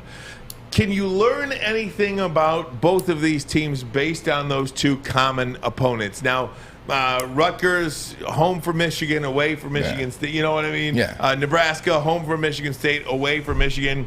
But both teams held Rutgers to 13 points. It was a 20-13 win for Michigan over Rutgers, 31-13 Michigan State over Rutgers. For Nebraska, it was a 23-20 game in overtime. Michigan State beat them in overtime. Michigan, a 3-point win as well. So both Michigan and Michigan State beat Rutgers by 3, and both Michigan and Michigan State held Rutgers to 13. How even is that? What I would say to that is, 1, shows you that Nebraska is a good football team. Shows you Nebraska is a really good football team. 2, I think Michigan State has better wide receivers than Michigan does. That's how they are able to have the high power with Peyton Thorne and throwing the ball to those wide receivers. But at the end of the day, I think they level up. I think if you watch it well, they level up because, to be honest, anybody's going to get up to play Michigan. And this is no disrespect to Michigan State. No disrespect at all. But everybody knows who the big kahuna is in the state of Michigan. It's Michigan. People want to get up to play Jim Harbaugh, play Michigan at home. So when Greg Schiano got his Rutgers team ready, it was a home game for Michigan State. Michigan State went up there to Rutgers. They're going to get up to play Mel Tucker and the chomping of the wood and things of that nature. So, that's why I lost my train of thought trying to go there. I was really trying to go. You're getting so excited. You don't even know what to do about it. October 30th, man, it's coming, man. But I think what you see is, 1, Nebraska is a good football team. 2, both these teams in Michigan and Michigan State, they line up well. I think Michigan has a really good defense. I think the defense of Michigan is better. I think Michigan State's wide receiver and their skill positions are better, comparable to in the running backs, but how can you argue against Kenneth Walker III? I think there's an opening in that secondary, and I keep saying that. I think there's an opening in Michigan State secondary, and I think that's where we'll have some success from the Michigan offense. MSU is going to Indiana this weekend. They're a 4.5-point favorite. If they hold serve, they get the next week off. They get 2 weeks to prep for Michigan. Michigan off this week. They get Northwestern in a couple of weeks. If they hold serve, both at 7-0. Too. Yes. Well, you never say that. Right. Isn't it at Kyle Field? No, it's Ryan Michigan. Field. Oh, it's at Michigan. That's okay. a great game to go into because I don't look at it as another bye, and Harbaugh won't do that this year. He's on a roll right now. He's gonna roll. But it's a great tune-up game to have that bye, come out of a bye, tune yourself up, get back rolling, put some grease on the tires, and get ready the following week. So if they're both going in 7-0, and you're asking me this question today, I'm making Michigan State a 3-point favorite at home against Michigan on the 30th. That's my opinion. Yeah. And maybe so. I mean, I don't know. I look at both these teams now, and I'm thinking to myself, pick them. And maybe Michigan State is a little bit more explosive on offense. But again, defense. Michigan's defense is the strength of their team and as well. It could be a nullifier. I mean, how many times did the winner of the rushing battle in a Michigan State game win the game? I think it was something like 49 out of 50 years. Sure. Now this was a while back, but even still, maybe I'd have to look at the numbers. But there was a stretch recently where like 49 of the last 50 Michigan State games came down to who rushed the ball more. The team with the most rushing yards won that game. This is the strength of both teams. Do you remember the spread last year in the COVID year? No. Was it Michigan by 14? More. It was like by 28. Stop it. Really? No, was yes. it? Yeah, it was up there. They I have were a short favored. memory. They were favored huge. And who won that game? I forgot. Okay. Both teams have really good running backs. Both teams have really good running backs. 2 good running backs for each. It's going to come down to the running game, and it's cliche. It sounds cliche. It's the Big Ten. Oh, it's going to come down to the running game. Just like Scott Frost said before the game started, Michigan and Nebraska on Saturday, he said the team that runs the ball well or has the most yards is going to win the game. Michigan had more rushing yards than Nebraska, and they won the game. It's going to be the same thing with Michigan and Michigan State. Let me ask you, Braylon, as a former college stud. Play action. Here you go. Would you rather play a game the week prior to Michigan State game, to a rivalry game, or would you rather have the week off like Michigan State has this time going around? Can I get you to answer that after the break? I got to take a break. We'll be right back. Armani and Edwards. Woodward Sports Network, the bottom line. Make sure you download the Woodward Sports app in the App Store and the Google Play Store today. Take Woodward Sports with you wherever you go and listen live on your phone or mobile device. You know why realtors love using Hall Financial as a lender? Because of our commitment to speed and service. We have nearly 4,000 five-star reviews already. Call today, 248-308-5000, or go to callhallfirst.com. Hey, gang, you like things simple? Do you like to look good? Of course. If you answered yes to both questions, I've got the solution for you. Why don't you come on into Lady Jane's Haircuts for Men? It's wicked awesome. It's very easy. You can walk in, sign in, sit down, and before you know it, you are handsome and clean. Ooh, we looking real fine. Oh, yes, yeah, you are. buddy. Oh, yes. So easy. And the best part, the best ability is availability, too. You can come in anytime. Open 7 days a week, 10 to 8. It is a wicked awesome. Wicked awesome. So, Braylon Edwards, Tom Mazaway asked you in advance of the Michigan State game, what position would you like to be in more as a player?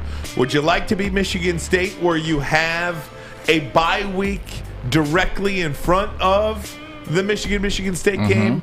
Or would you like to be where Michigan is, where you got a bye this week, you got a tune-up game at home against Northwestern, and then you got the Michigan State game? Where would you rather be as a player? I never like to buy before a big game. I always like the rhythm. I like to get into a rhythm. I think once teams get into rhythm, they can keep that thing going and they can keep it smooth. I look at my 2003 year when I was at Michigan. We lost to Iowa on the road, came back, we beat Minnesota, we beat Illinois, we beat Purdue, and Purdue was a really good football team with Kyle Orton. Minnesota was a really good football team. But we just got into a rhythm. Mike Hart started going on a tear. Ted Henne really started to find himself as a young quarterback. Offensive line played well. Jason Avant. Defense, oh man, the defense was really on that year. We got into a rhythm, and we beat the brakes off Purdue. Then we came to Michigan State. We beat Michigan State in a tough-fought game. We beat Northwestern, and then we went to Ohio State, and we beat Ohio State. We didn't have that bye. We just got on the roll. We got on a roll, and everything came together at the right time, and we won the last 7 games of the season. So the answer is, I would prefer to stay in rhythm and not have the bye before. Yeah, and look, if I'm being totally honest with you, and let me go around with you guys, and I'll give my thoughts too.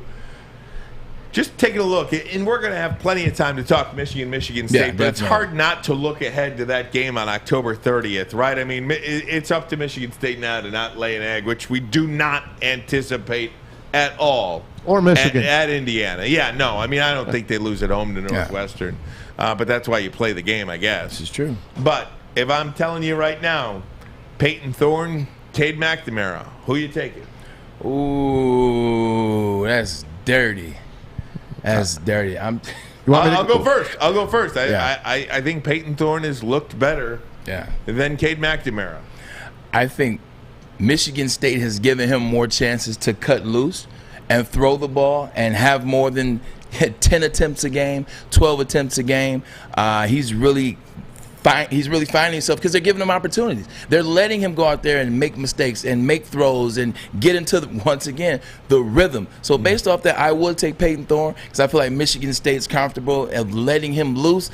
Cade McNamara still hasn't exactly been cut loose, so I would have to go with Peyton Thorne. I like Peyton Thorne as well. I think he's going to play on Sundays. I like the way he commands the huddle. I like the way he's on the behind center. I think he could go behind center. He could take, obviously, the shotgun snap as well. I love his team. Looks like they respond to him. He's obviously got a great relationship with his receivers. He's been with that kid since since 7th grade.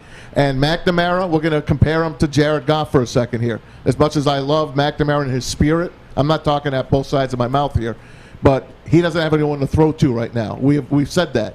His 2 best receivers are down.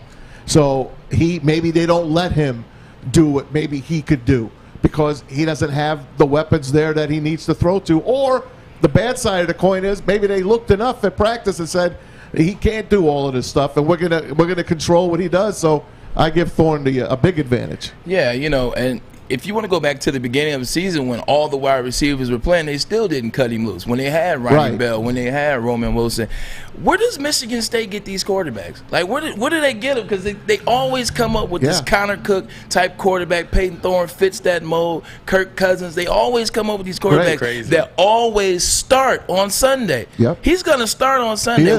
Michigan's been looking for quarterbacks. I think we got 2 right now, and they're looking good. Michigan State always has a Sunday player. Let me keep going, though. Jalen Naylor and Jaden Reed. You can't even compare it. Dalen Baldwin. Mike Santra still. I can't even pronounce the guy's name. Let's move on. Cornelius Johnson. Move on. I go with the Michigan State guys. Yeah, of course. They might be the 2. They might be the 2 best wide receiver tandem in the league, in the country. And absolutely. Then, here you go. All right. Kenneth Walker, running back. Ohio State was a good one. The combination of Hassan Haskins and Blake Corum. I count those 2 as one. Right. Wow. So they have to. Simmons is a pretty good running back for Michigan State. They have to. Fine, add him in there. Who do you like? Even. You think that's an even? And I'm not taking the coward's way out. Even.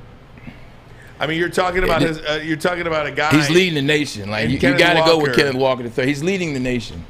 I think you got to go with Kenneth Walker. Sounds like we're picking at Michigan State a lot right now. Well, what I'm saying is they may have better talent at quarterback, may have better talent at running back, skill position, and may have better talent at wide receiver.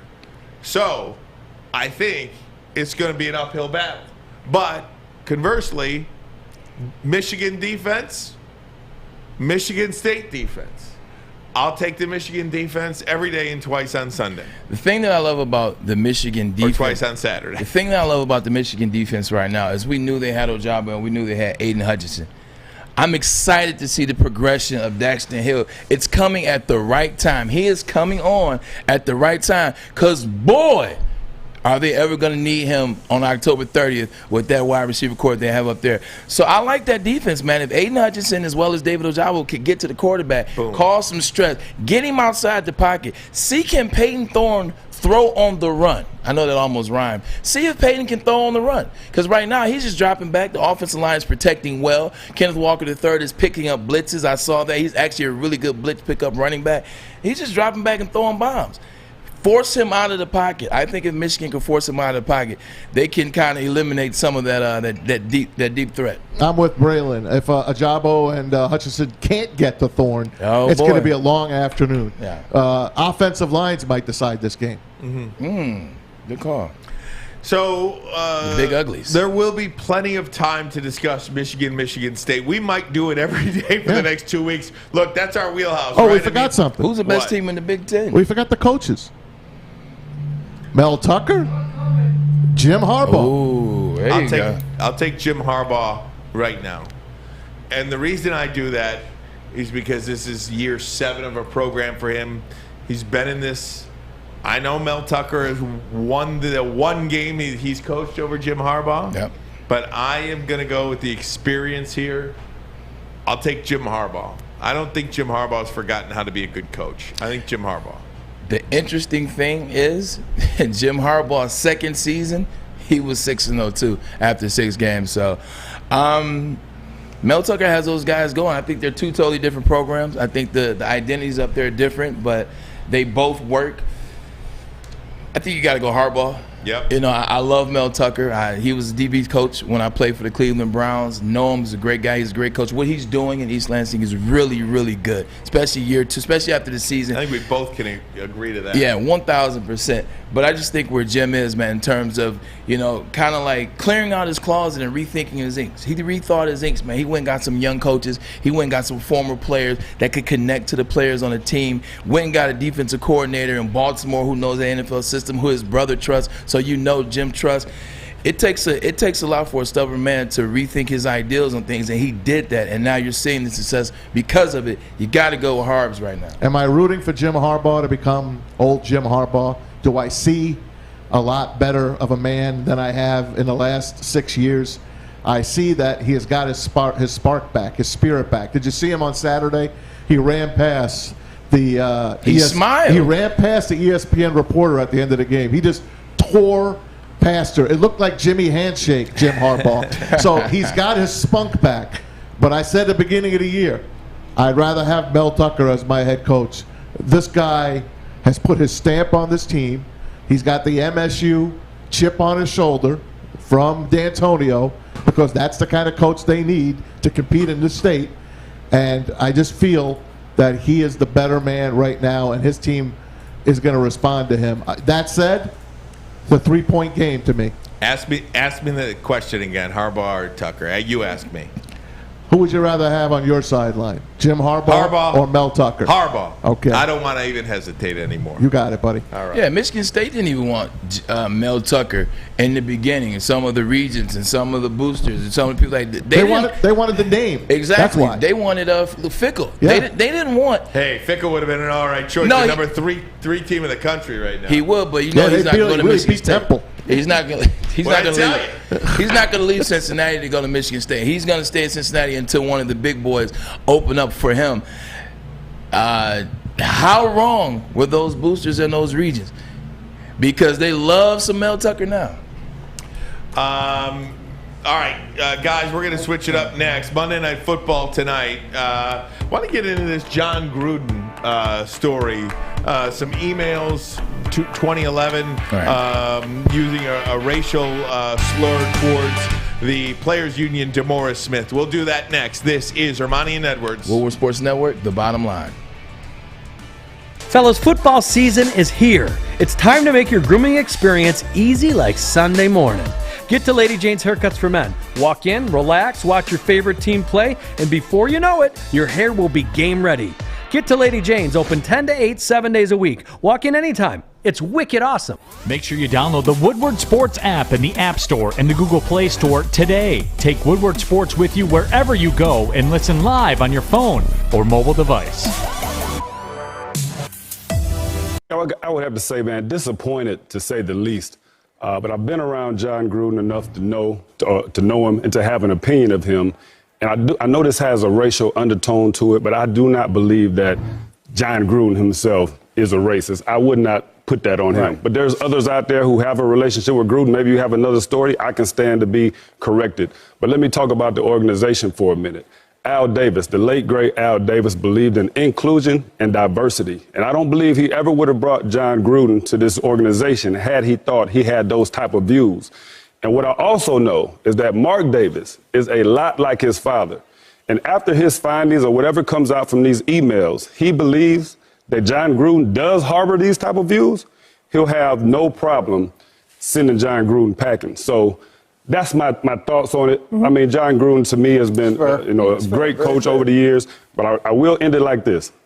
We all have emails, so be careful what you ask for. Thank you.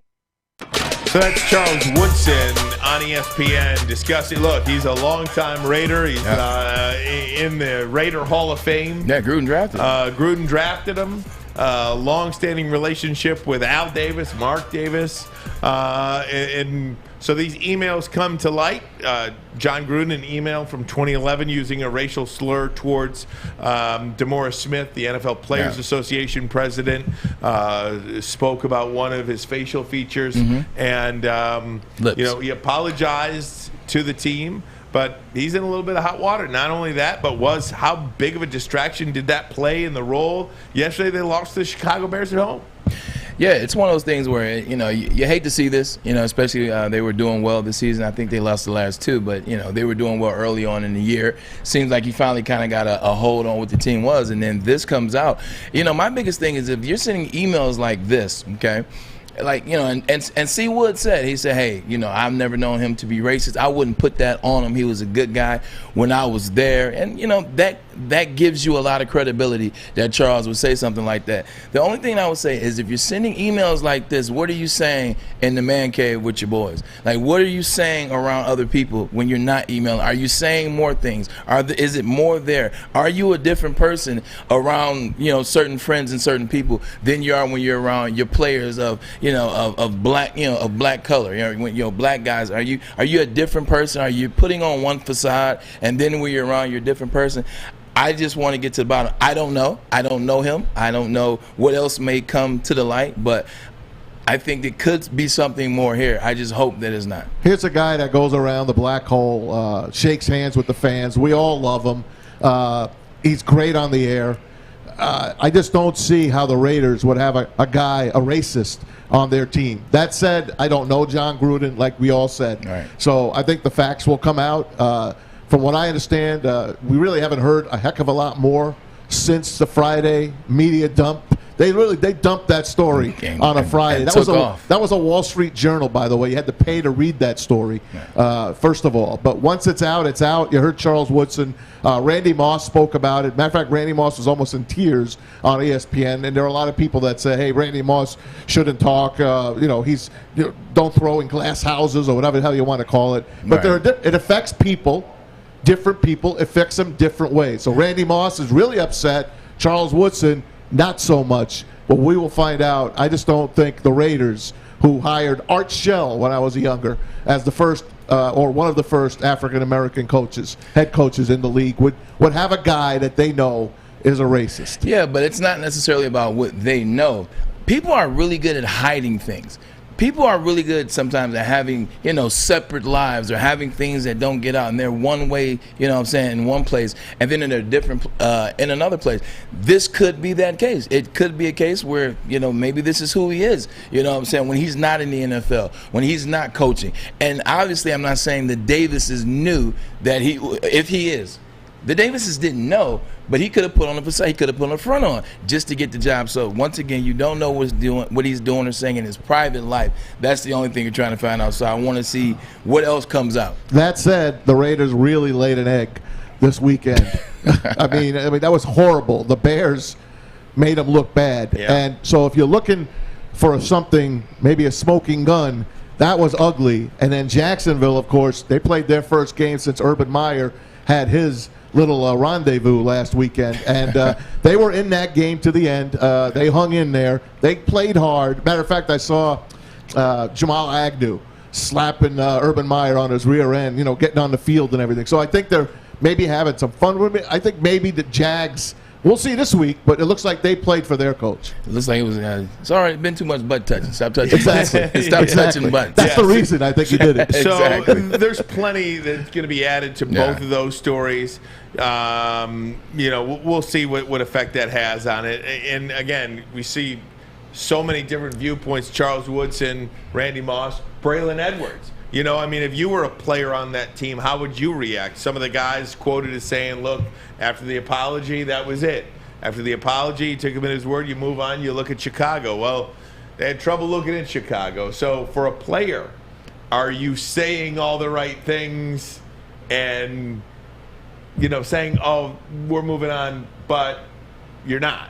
Is that a possibility as well? If I'm a player on that team, I'm waiting for all the facts to come out. I'm waiting for something more to come out. But even with what I saw, I don't like it.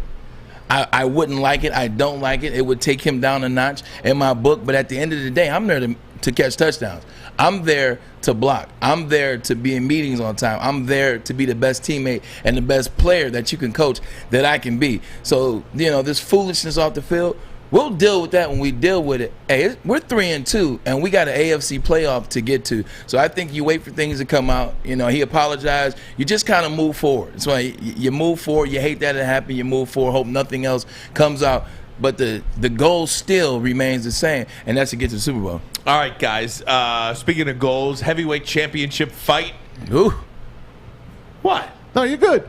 Heavyweight Monday Night Football. I forgot about That's why they give it a Monday Night mention. That's all. Let's give it a mention. Let's give it a mention. Let's give it a mention. Monday Night Football tonight, okay? You got There we the go. 1-3 Colts against the Baltimore Ravens. Who you like? Who you got? I like the Colts to hang in this Stop game. I truly do. Really? I think the Colts could win this game. Is to be perfectly Carson, honest. is Carson Wentz? Yeah, he's playing. He's going to play. He's playing tonight? Don't count out the Colts tonight. The Colts will be in this game. Yeah, I'm eager to see Lamar Jackson, because if you look at it, he loses the opening game against the Raiders in overtime. He had a big rushing game, average passing game. Had a big rushing game the next week, average passing game. He didn't do well necessarily against the Detroit Lions of all people. He hasn't really poured it on so far this year. He hasn't looked like the MVP. He's looked like a highlight reel at times, but he hasn't been consistent in the run and pass. So I'm looking for him to have a big game, offense, and in terms of running the ball, but not force runs and really passing the ball. I'm looking for a big game out of him. I need to see one. So you like the Ravens. Yes. He likes the Colts. Mm-hmm. We always go opposite. I beat him in football this past week. Neither one of us had a really good week this week. I was 4-2. Yeah, you were 4-2 in the NFL, but you were pretty bad in the college. Hey, you want me to bring up your college? How was I 1-5? That's what you picked. I got the picks right here. But how was I 1-5? I only lost. I lost the Texas you had game. Michigan 3.5. They only won by 3. I don't take points. Oh, I'm not betting. You do. I'm just saying who's going to win the game. We take points. This is how you play the game, Braylon. You know what? I'm not picking anymore. Yes, you are. He's retired. I'm done. No, you will pick. I'm not picking anymore. Yes, What do you got, Fish? Speaking of Monday Night Football, it is Columbus Day. In Canada, which is only like 30 minutes away, it is Thanksgiving Day. And because of Thanksgiving, they have football on. Oh, CFL. Look at that. CFL. Who do we got? The Calgary Stampeders. It's got to be the BC Lions, right? The Lions play on Thanksgiving. It is not the BC Lions, but that is a good call. Right now, it's Ottawa and Montreal, and then at 4 o'clock is Hamilton and the Argonauts, Toronto. Oh, my gosh. Hey, Fish. Go Toronto. Yes, sir. Pretty good soccer match coming up soon. We do. Oh, USA? There you go. They lost yesterday. No, I'm talking about Barcelona. I'm talking about Barcelona plays. Oh, come on with that foolishness, Barcelona. Please. Hey, give me a thought on the boxing match. It actually played out exactly like I said it would on Friday. I said that Deontay Wilder has been working with a different camp. He's been quiet. He stayed in the fight longer. He fought harder. You can tell that he really wanted to win that fight. He fought like a man. He didn't have his legs the last 5 rounds, but still stayed up, still took the beating, dropped Fury in twice in the 4th round. But once again, Fury is better skilled.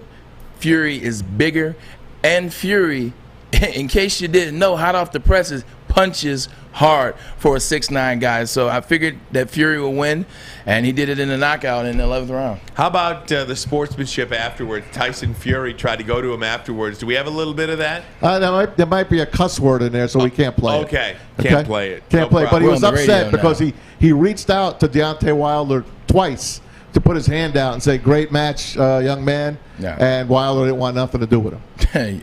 Wilder was older. I never understood why guys don't shake hands. Like, you see when LeBron got criticized for doing it to the Celtics and the Magic back in the day. Tom Brady has done it in losing in playoff games, just walking off the field. I just never understood. And I'm not saying you have to go out of your way, but in a moment like that where Tyson Fury comes over to your corner because you're still battered and beaten and you have an eye closed, maybe he wasn't all the way there.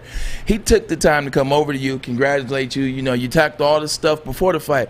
After the fight, you guys are two gladiators. You're two men. You went at it like men. Have some decency to have some respect. Hey, man, you know, you had a good fight. You know, it was just stuff before the press conference. We were just joking. None of this was serious. The fact that he couldn't do that, man, I was disappointed. But we liked when the Pistons I liked it when the Pistons walked off on the Bulls, and I was a Jersey guy at the time, and I was saying, that's cool, man. I would do the same thing. You know, when the Jordan rules finally hit, Chicago finally slayed the Dragon like the NBA wanted. Larry the bad boys out. Bird walked off on the Pistons. Yeah, he walked off on the Pistons. I'm all for it. Walk off. Yeah. If you're mad at the other team and you got this, I don't care. Walk off. But Deontay Wilder should have shook Tyson Fury's hand. Everybody remembers the McHale slapping Isaiah in center court, but the rest of the Celtics walked off. Yeah, exactly. I mean, I'm just one of those things where I think you guys play the same sport. In any sport, this could be basketball, football, baseball, hockey, soccer, and the list goes on. You know, you guys do the same thing. You train the same way. You have the same goal in mind. You have the same visions. You know, you work hard. You got to have respect. Like, you just got to have respect. It should always be a handshake at the end of a series. Not every game. I don't have to shake your hand every game. But at the end of the series, I feel like you guys put so much into it, the same type of thing. You should shake hands. All right, gang. Bottom line videos of the day coming up next. I don't know if they're going to translate on the radio, but we're going to certainly try. If you're listening on 93.5 The Roar, 99.1, or 94.7 HD2, it's something we do here on Woodward Sports. Watch us on YouTube. Yes, watch sir. us on Twitter. And, of course, you can listen to us anywhere podcasts are found, and, of course, right here on the radio as well. Guys, we'll do that next. This is Armani and Edwards. Woodward Sports Network, the bottom line. Tony is a third-generation logger that has a simple, practical approach to life and work. That's why his Coast DX342 knife is perfect for him. The stainless steel blade is rust-resistant and made for all-weather use. And the double roll-lock safety ensures that it will never inadvertently close when he doesn't want it to. That's why Coast is trusted tough. All right, gang, 10 minutes till the top of the hour. It is a segment now we like to go around and take a look at some of the bottom line videos of the day. Yes, we got some good ones today, man. This is great stuff here. I think so. And we started off on Saturday afternoon, Texas A&M about to pull the upset of the year over Alabama. We'll get into that tomorrow, by the way. Seth Small. Oh, you called it. Seth Small's the kicker for Texas A&M. His family is in. They're on the first row of the stadium. His mom, his dad, looks like his sister, and some family and some friends. They're all there. They're praying that Seth Small hits this field goal. Check this out.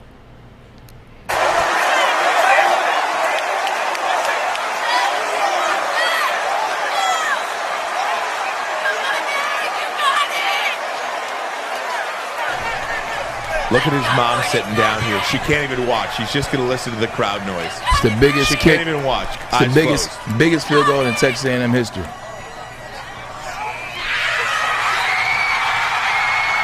She still can't look up.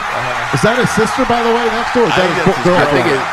I like her jump here. Look at this. Right there. Oh, she's out of there. She's done. Oh, she's out of here. Not great. She hits the field. I mean, Kyle Field was engulfed by fans this week. It was awesome. Goose pimples. That kicker, How do you not?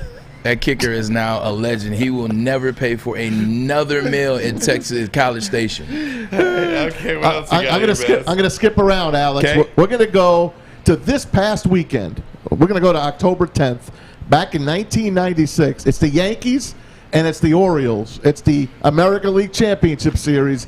Derek Jeter at the bat, but more importantly, young Jeffrey Mayer in right field as a fan, just hanging over the fence. And he's going to make some history and become a folklore hero in New York. The 5th and the 6th. In right field, Tarasco going back to the track, to the wall. And what happens here? He contends that a fan reaches up and touches it. But Richie Garcia says no, it's a home run. Here comes Davey Johnson out to argue as Jeter comes sending and the fan touches it. He's right. He's right. Absolutely. Absolutely. You're not allowed to touch it, and you can see that ball is touched right there. Nice catch by the kid, but you see right away. Oh, you gotta love it. You gotta love it. Bob Costas, you hear Joe Morgan. I mean, the kid went over the fence, caught that ball. Today, that's fan interference. Derek Jeter would have been out. The whole series changes. No interference was worse than the Cubs. Where is little Steve Bartman? This was worse. Yeah. Where This is was Jeffrey worse. Mayer? No, it wasn't. Like, what happened The Cubs to Jeffrey were good. Mayer? Jeffrey Mayer became a hero. I know, He but was on every New York talk I show. want to see a 30 for 30 on Jeffrey Mayer right now. Seriously. I think he's in one. Really? As a matter of fact, yeah. Wow. We know Steve Bartman is. Yeah, right. That's Oh, for man, sure. he had to change his name and hide and relocate and all that, man. You would do it. Any other fan would have did the same thing that he did. Poor guy. Anyway, that was the Cubs' fault. Anyway, it's not their fault. The poor kid. The Cubs are the one that had all those errors that inning and gave it all away. If Moises Alou didn't react the way he did, nobody. Yeah, you're right. Jeffrey Mayer, or excuse me, Steve Bartman would have been okay. Yeah. Well, let me take you to one of our favorite comedians. What do you mean I'm fired? What do you mean I'm fired? You want to hear Wayne Fonts? This is Wayne Fonts before he got here to Detroit. He was the secondary coach with Tampa Bay, John McKay's staff. Let's check out Wayne Fontes. It was my brothers. Or a great running back in the NFL, the super back. There's no anywhere you're going to tell me the defensive back, I'm going to run after this man full speed. Don't have any base at all. Get my feet like this and tackle his dummy going He like had all the that. Look at this. Look at that. You can't do it. Yeah. Look at those shorts. Do it here. Look at that stash. Here, get a base, set, and Hit that slap, Okay, Wayne. What do you mean I'm fired? Okay, Wayne. My owner. I love my owner, Mr. Ford. Man, I tell you what, man, like being in the NFL or being in any sport, it's nothing like having a coach that can really demonstrate and do what he's trying to tell you to do. You mean Fat Boy Patricia couldn't do it for you? Ah, man, get out of here, man. Like, we had a wide receiver coach, Henry Eller. Henry Eller played for the Rams. Saints. Exactly, the Rams, and he had 16,000-yard seasons, should be in the Hall of Fame. But he would run routes, you know what I'm saying, at 56. He would show you, you got to wiggle down and break down. I said, you know what? Whatever you say goes. I'm going to do whatever you say. It's nothing like that. Look at Wayne Fonts and the That was a bike. hit. Remember the bike shorts? Of course. I hated that era. Those things were so tight and high. Big, thick waist. Big ones. Sansa Bike. That joker hit that pad. Hey, our final video of the day is going to be our favorite guy. Frank Caliendo is going to do a little skit here for us. He's going to be Bill Parcells, Lou Holtz, Chris Boomer Berman, and finally Bill Belichick, all in one. Check So he's out. not trying to get to the younger demo, is he? He's not, but he's, you know what? He's right here in the sweet swing for me. He's in the sweet spot, though. Sorry. I'm playing it. Let me tell you this, okay? Nobody has greater respect for the history of the game than Bill Belichick. Okay? There's Bill Belichick and there's all other coaches. Or there's all other coaches and there's Bill Belichick. Either way, there's two groups. The big group, which is filled with a lot of people, and the little group, which is just Bill Belichick. A tactical guru with a propensity for using all resources available to him to their fullest potential. Interesting thing about Bill, you could ask him what's on a certain page of the rule book, okay? And not only would he know what's on that page, he would also know a loophole, okay? B, C, you know the rule book inside and out. Nick, page 35. Any idea? I don't know, maybe Rule 8, Section 1, Article 3, something about maintaining control should the catch, but there's always room for interpretation. Like what? Now, unless it's during a game. Good luck finding out what that loophole is, okay? Bill Belichick is a master of deception, like a ninja, or a Jedi, or a ninjedi. Okay? Okay. Oh my God. A ninja. So good. Oh, how do you do it? There's a difference between just being able to imitate somebody's voice, and there's a whole nother level when you can imitate the mannerisms, the gestures, the motions, and the voice. That skill is ridiculous. Unbelievable. The skill is ridiculous. Maz, good ones today, buddy. Thanks, man. That was fun. Hey guys, this was a fun show, and again, as we grow here at Woodward Sports Network and on our show, it is a pleasure to be on the radio now. You can hear us from 6:30 to 8:30. Is that right, Maz? 6 to 8? Or 6 to 8 or 6:30 to 8:30? We don't know. Sometime around then. Now. Yeah, on the Roar, 93.5, 99.1, and 94.7. All our shows are on. HD2. From morning show, midday show, and us. Yeah, so we'll be on tape delay there, on the radio there, but of course live here on Woodward Sports on our app. Download it today. You can, of course, watch us anytime you want, but live 2 to 4 on Twitter and on YouTube, especially. You got the good chat there on the YouTube. We appreciate everybody that is on the chat as well. And we'll do a lot more tomorrow. Look, there's a lot of college football talk that we did not get into today. Oh, yeah. Number 1, Alabama goes down. A new top 10. We didn't talk baseball at all. No baseball What a sin. whatsoever. There was Self-inflicted negative. Self-inflicted negative. How do you? We need another hour. We need another hour. How did we not show the Red Sox stealing a game from the Rays? Dude, today was a football day in Detroit. Red Sox, man. Something about them in the playoffs since 2004. They're always nervous. Braves up 3-0 in the 8th, by the way, over Milwaukee. White Sox, Rays, delayed by rain. Not delayed, postponed Astros. by rain. Yeah. They'll be, White Sox, Astros, delayed by rain. They will be playing that game tomorrow, so that game will not happen at 3:30 as it was supposed to. Fish, Alex, great efforts out of you. Maz as well. Braylon, bring us home. Hey, look, we really appreciate the fans that are really supporting us. We're starting something. It's fresh. It's fun. We're a great vibe, great chemistry. We really appreciate you. Really, really appreciate you. You took us into a good weekend with great numbers last weekend, and they're only getting better. I am Braylon. That's Ryan, and we are Woodward Sports Network, the bottom line.